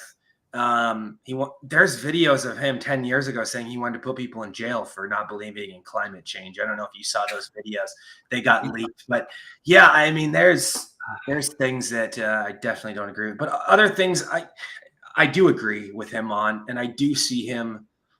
And I've never voted Democrat in my life, but I see that guy as somewhat of a reasonable Democrat to have a conversation with and to reason with, unlike what the current party represents and stands for. No, and the worst part is he's running as an independent now, because he can't run in the Democratic Party because they're not holding a Democratic primary, which again is election tampering, which is again voter suppression. I mean, is that not the very definition of voter suppression? But then they'll argue in court that they are a private entity, that the people who support them should not have any basis in belief that their vote or their voice should have any influence. I believe that was the actual legal terminology that their lawyers argued when they nominated Hillary Clinton during the 2016 election. It's insane to me how just blatantly corrupt that party has become, to the point where it's pushing out a dynasty like the Kennedys to running as independents. Now, do I agree with the things he says? You know, I think he's more centrist than most. So I think at the end of the day, we don't have to agree on the issues, but we can agree that he will be reasonable. He will listen to both sides, and he'll make a decision that has a better impact for the many, rather than just being egotistical and egomaniacal like Trump, or being fascist and just completely disregarding the Constitution like Biden, right? I would say he's like more of a middle ground. At this point, right, we don't have candidates with the right kind of recognition, the right kind of policy, or the right kind of vision for this country. What we have is ego, and ego. That's all we got. That is the only thing that is running, whether it's Republican, Democrat. We can even throw in the Green Party at this point. I think, who's the gentleman with the boot on his head that wants to give everybody ponies? He might be the only other authentic candidate out there. Jesse Ventura? Yeah, Jesse Ventura, and I think there's one other person that I was thinking, but neither here nor there. We don't have people running for office that inspire the American people, that actually want to do something for the American people. They are running for president for themselves, for their arrogance, to be written into the histories. And that's not why you run for president, right? It is arrogant to run for president, right? You have to have a little bit of ego to say, I can lead the country. There's no argument there. But I can lead this country hand in hand, shoulder to shoulder, arm to arm with my fellow countrymen, not alone. These people think they can do it alone. They think they are the answer. They are the alpha and the omega, and they're not. And there is no contrast to that. So I'm hoping that talking to you and talking to the others that I've had the opportunity to speak with on their shows start to resonate, start to understand that there is a voice out there that is maybe somebody that you don't agree with on all the issues. By all means, don't argue with me, debate with me. Let's have that discussion. Maybe between your point and my point, there's a better middle solution. Isn't that the whole point of politics? Is to actually corroborate and discuss, not just draw lines in the sand and die on hills. Like, for instance, climate change, right? Climate change is a very polarizing subject. But we can say unequivocally that there is scientific evidence that both caps are melting. And because of that melting cap, it is causing different airflows at the poles on either side, which is causing weather anomalies. And that's something that we should be concerned about. See, I've heard different things. I've heard that, but I've also heard that there are more polar ice caps now than ever before. I mean, I don't know what to believe. Sure. That's what I'm saying. It's a controversial topic. I'm saying there's scientific evidence. Let's look at it. Let's put the contradicting evidence together and see what overlaps. And then what is contradictory, let's actually get that overlapping, that third party, that nonpartisan group, because that's where it's coming from, right? Like, let's get the actual facts. Let's get the actual answers. When it comes to economics, right? No, let's go to term limits. Why do we have term limits for one branch only? That's stupid. That's dumb. And yet nobody has the courage to talk about it. Why are we not addressing the economy in the real way? Like, why are we not finding ways to force businesses to bring jobs back to America, whether it's with tax incentives, whether it's with tax breaks, whether it's with, government funding or grants or subsidies or what have you? Why aren't we doing something? Rather than allowing record profits with record layoffs and record corporate CEO parachutes and golden, $1 million, $1 billion deals. Why are we allowing this to happen when people are starving in the streets, freezing, when homelessness is rising, when homelessness is no longer a thing that is just that crazy person that's lazy and a drunk and a whatever? It's real people who got laid off after doing a decade, 2, 3, 4 decades of work. And when it's the elderly who are suffering homelessness at the highest rate in American history.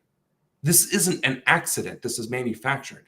And the only people who are benefiting from this manufacturing are those at the top. So why are we allowing this to happen? Didn't we literally fight a war of independence when this happened to us for a lot less? I mean, think about it. We were being taxed at like maybe 3% for tea in the 1700s. And we were like, no, we're not being represented in parliament. We're not having this. And we start dumping tea in the harbor. Now we're being taxed at 33% on average from our paychecks. And we do nothing. We're complacent. This cannot be allowed to continue, or else we will not have a country, or we won't have a country of freedom. We'll have a country of freedom in name only. And that is what really worries me and why I feel so compelled to run for office. I may not be the best candidate. I may not be the smartest, the wealthiest, the prettiest, but I'm out there fighting for people like you and me because I want a future that we can pass on to the next generation. And as it stands, we'll be lucky if we even inherit the next generation. Right. And have you been out there? No, very well said. I agree with you. Have you been out there doing events? Yeah. So not like the high ticket, $10,000 a plate kind of events, but, right. More localized things, meet and greets, handshakes, these kinds of interviews, the after meetings and so on and so forth, trying to build more local rapport. But I do work for a living. I mean, I genuinely have a paycheck. I have a 9 to 5. I need to work overtime just like everybody else. So it is a different approach to politics. I can't dedicate the same type and the same energy and the same resources that, say, a Vivek, who is a billionaire, can, right? He can still manage his $1 billion organization while flying all around the country and handshaking, right? I can't. I have to be at work on Monday morning, right? I have to be asleep at a certain hour so I don't wake up and kill myself on the road commuting to work. So I'm focusing on building those digital communities, right? Through Discord, through YouTube, Facebook, and so on and so forth. It is different, but it is effective. It is very impactful. It's the ability to transcend the limitations that wealth and audience usually imposes upon those who try to engage in politics. And that's why I'm saying, if nothing else, if I do nothing else with this campaign, but prove that it is possible, maybe it inspires somebody else to try. Maybe not for president, maybe so with president, but it gets them to try, gets them to be active, gets them to register to vote and take more initiative in their local affairs. And I promise you, when that starts to snowball, these people who think they are untouchable, these powerful, rich, just over-the-top individuals like Elon Musk, Trump, the Clintons and the Bushes, who think they are above us, Once the people start to realize that they are the ones with true power and the actual authority in this country to get things done, that'll change. They'll get swept off the rug and we will be in power. That is my mission. Perhaps a bit of populist revolution, to put it in simpler terms. What is your policies for economics? What do you want to accomplish? What would you do? How would you fix the system? So the first thing I would do within the power of the presidency is legalize marijuana at the federal level. For one, the states are adopting it anyway. And for two, Right. the tax benefit that we can generate from that is egregious. I've ran some numbers. What based about on- all the money that gets wasted we see a lot of these industries make a lot of money on taxes, and then we can't figure out where all that money goes because it disappears a lot of the time. So go ahead. Because of the corruption and the so on and so forth, right? Yeah. So the way People talk, I know, and I understand when people talk about how so much money can be made in taxes through this kind of stuff, but it doesn't seem like that money being made ever goes, like I said, to the right places, like to infrastructure, into the communities, into Exactly. go ahead though. Sorry. Because it's not earmarked, right? It's not explicitly written. And I think that's the biggest issue, right? The one thing Trump has said intelligently is that we need to start getting rid of the bureaucracy. And that's true. These tax loopholes did not write themselves. These were fancy pants lawyers hired by fancy pants individuals for hundreds of millions of dollars and shoehorned down Congress and then signed by the president, right? If we simplify the tax code, and hear me out with what I'm about to say, and remember that my inspiration comes from the Eisenhower administration, who taxed the top 1% of earners at 94% during his administration. The social contract in America has been completely thrown out the window, right? We, the people, are the workers. We are the doers. We are the thinkers. We are the thing that gets the other thing done. We are the ones that get it accomplished, right? And we saw that during the COVID shutdown. That was the one benefit of that shutdown, was that our economy was destroyed by 34% in 2 months, which proved unequivocally that it isn't the shareholder, it isn't the CEO, it isn't these C-suite managers and all these boards of whatever, certainly not the government, who is keeping this country running. It is the people. It is the American people. And that was the closest we ever came to a labor revolution in this country. So with that premise and that ideology in mind, think of this. I want to take the tax code as it is, throw it out the window. No taxation, no income taxation for any incomes below 6 figures. All incomes from that $100,001 and beyond starts getting taxed at your normal brackets, right? Your 12%, 24%, and all the way up to, I think it's currently 37%. But taking it a step further, no billionaires. And I'm going to get to explaining that for a second. Sounds like a Bernie approach. Hold on a second. Remember, Eisenhower taxed everybody above $400,000 at 94%. And the reason behind it, and that's why I said no billionaires, is that it forces industries and individuals to, instead of hoarding cash, which is the big problem, right? The wage disparity, the wealth concentration in America, 90% of all wealth is concentrated in the hands of the not 1%, not even the 0.1%, but the 0.01%, right? That's an insane statistic, and it's true. The point of that taxation is that money that is concentrated in the hands of literally a couple thousand people gets put back into either their business, the industry, the community, or that can then be used in infrastructure and developing things rather than just sitting in the Cayman Islands. People will talk about all the time, how do we bring this money back? Well, you tax it or you fine it, right? It sounds harsh and it sounds like you're imposing limits on the free market, but what you're doing is just like whenever anything happens to the free market, it's like, oh, everything's going to crash. And then guess what? They adapt and they overcome, and they're still richer than everybody else, but not at the expense of everyone, right? So the point is, you tax these companies to such a degree that they are encouraged, because I don't want to take 99% of your money. I want you to spend your money that your company earned, that your leadership directed and guided, and all of these employees facilitated. And I want you to grow your business, and I want you to reinvest in your community. And then we can start working into developing our infrastructure.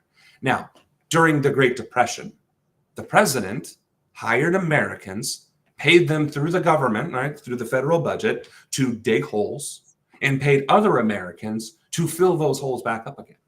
And it wasn't until World War II when the war effort began and the need for a highway system and, of course, bullets and bombs and trains and guns and everything else was necessary that we actually got out of it. But because of the development of the highway system, and this is where it gets boring, right? For every dollar spent in the highway system, $6 were generated. So I want to reinvest into our infrastructure.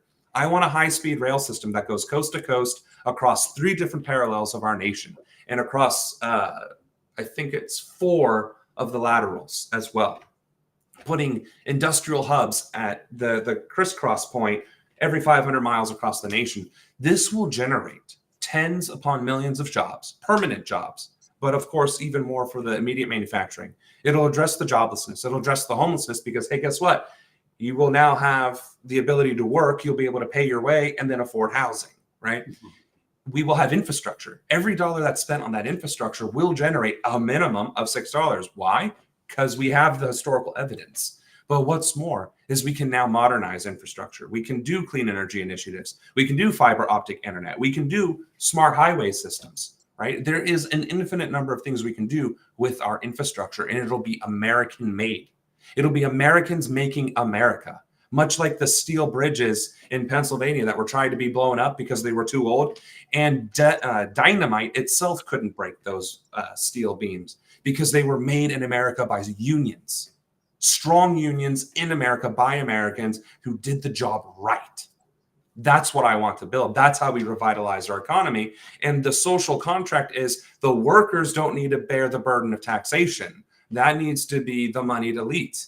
But in return, the moneyed elite are generating the jobs, the opportunities, the revenues, are facilitating the development, dealing with the contracts and so on and so forth. And it is the people putting it together. And in so doing, you can make things like Social Security solvent forever by eliminating the cap. You can make Medicare solvent forever by eliminating the cap, right? These things are simple. All you need to do is download the federal budget, put it into an Excel spreadsheet, and crunch the numbers. It is literally that simple. And because it's that simple, it can be done. But the thing is, it won't get done unless people like you, like me, and like people who give a damn about their country get into office. So if nothing else, get out there, speak, register to vote, have your voice be heard.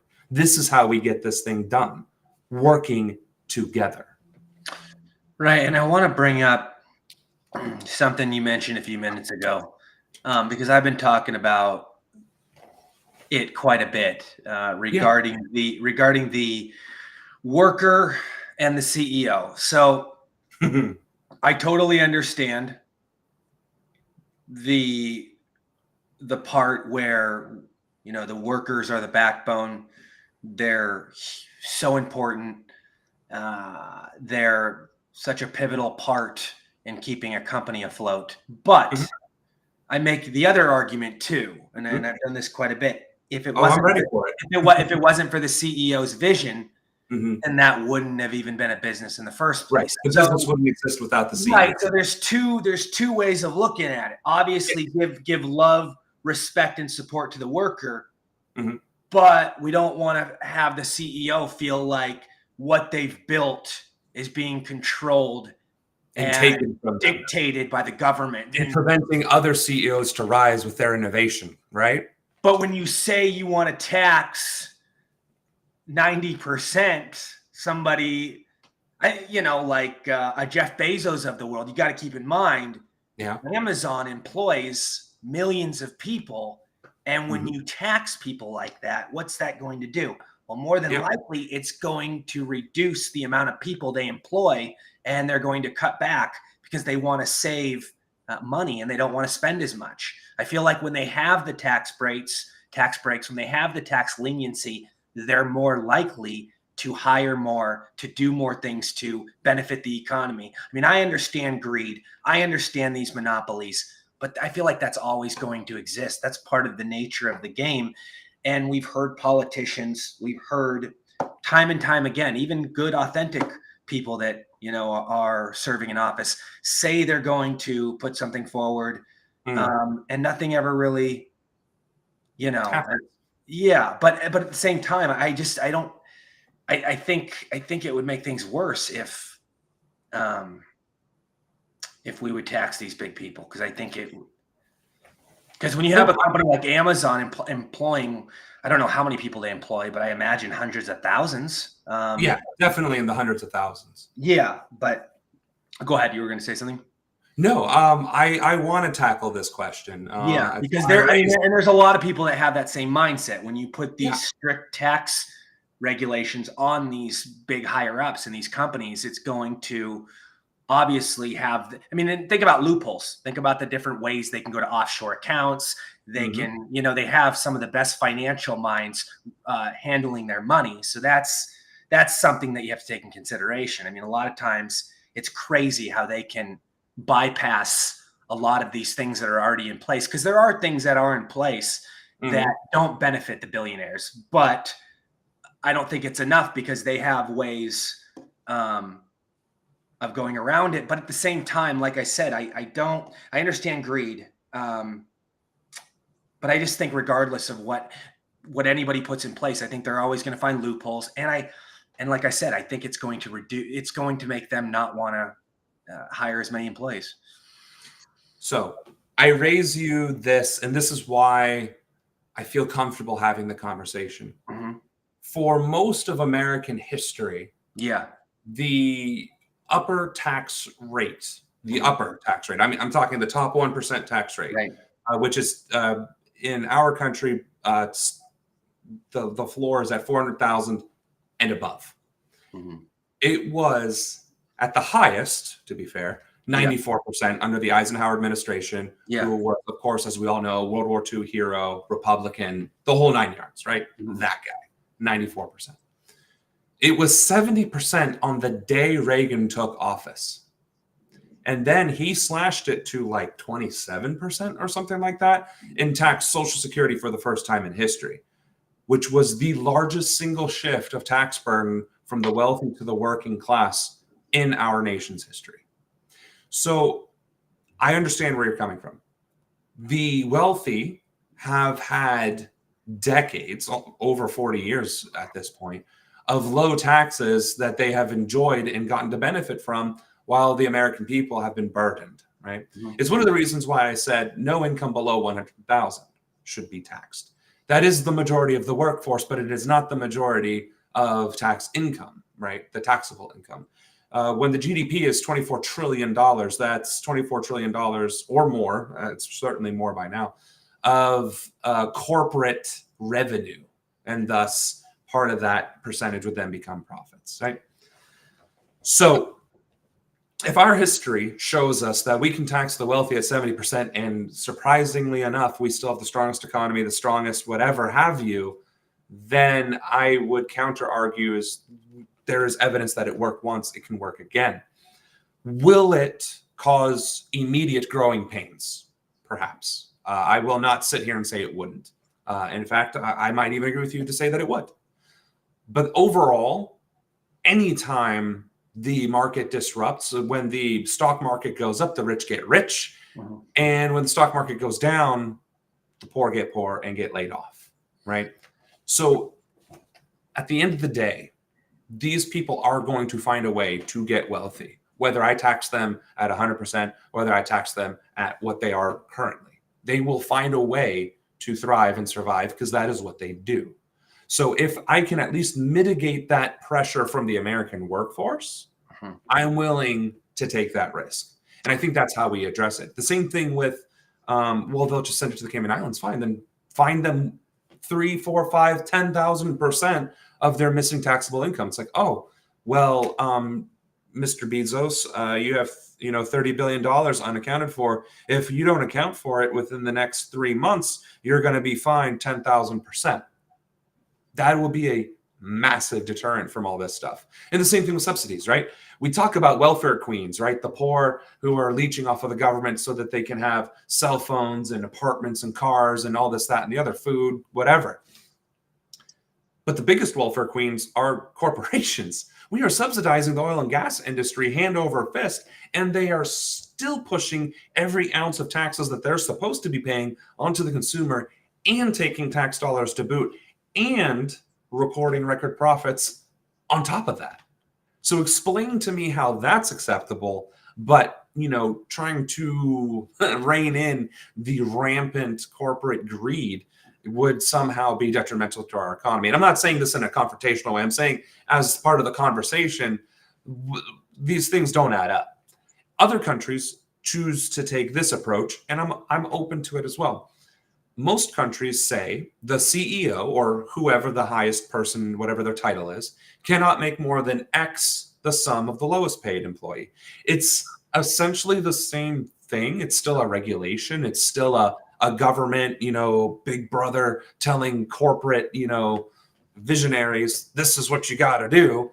But perhaps that's more palatable than saying, okay, if you pay yourself $1 billion, I'm taking all of it, So perhaps that's an approach. I still think eliminating the taxes from the working class is the right thing to do. And the reason for that is if you give a person $50, they're going to spend $50. If you give a rich person $50, they're going to save it or they're going to invest it. And it's going to take magic money numbers in the stock market. And then they're going to have more money that they're just going to reinvest. It never gets put back into anywhere, right? So more people having more money to spend on more things is how an economy grows. It's the only way an economy grows. Otherwise, it loses 34% during a shutdown, right? So whatever incentive has the least negative impact, whether it's taxing billionaires, like anything $1 billion and $1 and above at 100%, or it's setting a cap. What do we think is a reasonable amount of money and benefit, total compensation package that we as citizens could be comfortable with, that would justify the visionary of the CEO, that would allow that portion of the corporation, the business, to function as it is without detrimentally harming the employees and the rest of the American public, right? Because these corporations, they depend on the roads, they depend on the rail systems and on our air support and on our fiber optic lines and on our crumbling infrastructure, right? They depend on this, but they don't want to reinvest in it. So there has to be some give and there has to be some take. And the give is taking the burden from the American people and putting it on the people who can actually afford the burden and taking back the social contract of where there is actual balance between the haves and the have-nots, workers versus those who, I guess, for lack of better words, facilitate the labor, right? Because otherwise we're talking about communism where the state runs everything and you have to get your job through the state to do anything, right? So if we're going to have a free market, we have to find a balance to where the wealthy free market is still in compliance with and not subjugating the workforce. So whether it's a multiplier or taxation, I'm happy to have the discussion. But one of those two things is the solution. How do you feel about no taxes at all? Because there's a lot of people that would like to see that. What do you think the country would look like in that scenario? So that's a very interesting topic. I'm living in New Hampshire, and there is no income tax, local or state. Of course, still federal income tax, but there isn't even sales tax, which is very interesting. Wow. The only people who are paying taxes are property owners. Wow. So let that sink in. It's almost essentially the same thing I said about only taxing the wealthy, but with different context. Historically, it was white landowning men who could vote, and that was it in America for half of our history, most of our history. I can't quite remember what year it was that it started getting addressed, but that's how New Hampshire manages to stay New Hampshire, is they just charge out the ass for property taxes. But because of that, citizens don't have to pay taxes on food. They don't have to pay taxes on shelter. They don't have to pay taxes on transportation. They don't have to pay taxes on clothing. Like, that's insane to me.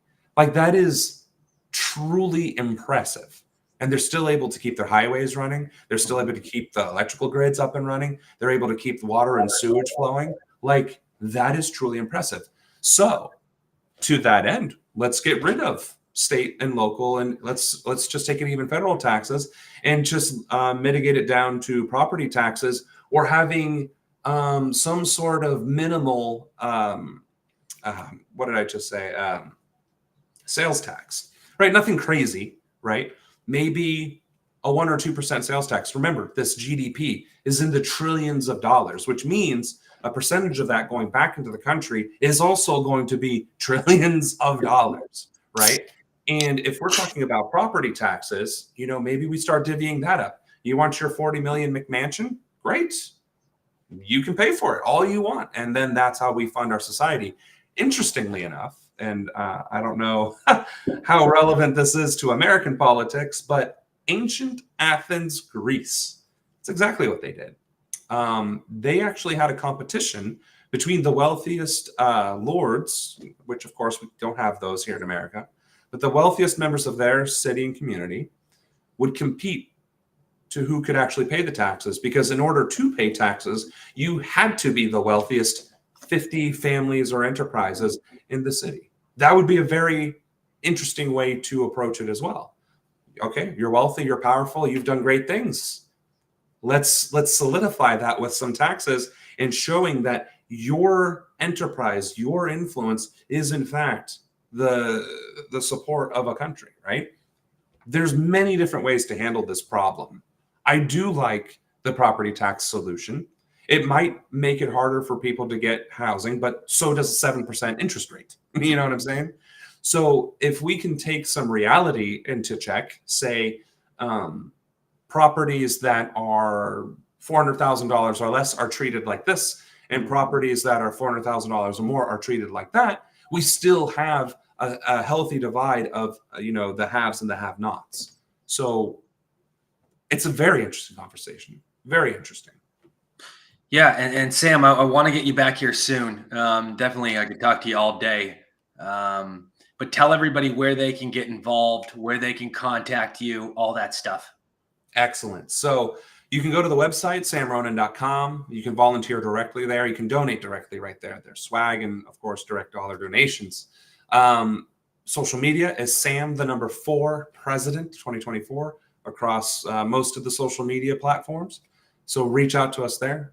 We're happy to have phone bankers, email bankers, social media posters. We have it all. We have room for all. This is a team effort. This is not a one-man show. What are the top 3 things you want to do once getting elected? What are your most important? Real quick. Yeah, the most important things I want to do is hold our elected leaders accountable. I want to ensure that the livelihood of the American people is stabilized and equalized. And quite frankly, as boring as it sounds, I want fiber optic internet across the country. I want that to be our next great work that we accomplish.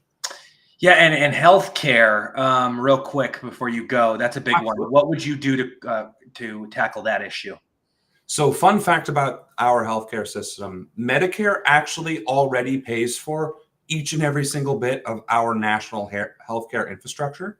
The problem is between insurance companies. It is bankrupt, though. They say it has many financial problems, but keep going. Sorry. No. They do say that because if it was ever revealed that the hospitals are charging multipliers from the Medicare funds that they receive for every single transaction that occurs, and then doesn't even standardize the cost of care in the first place, they would probably be dragged into the streets, drawn and quartered, and burned at the stake. Our healthcare system exists to prey on the people.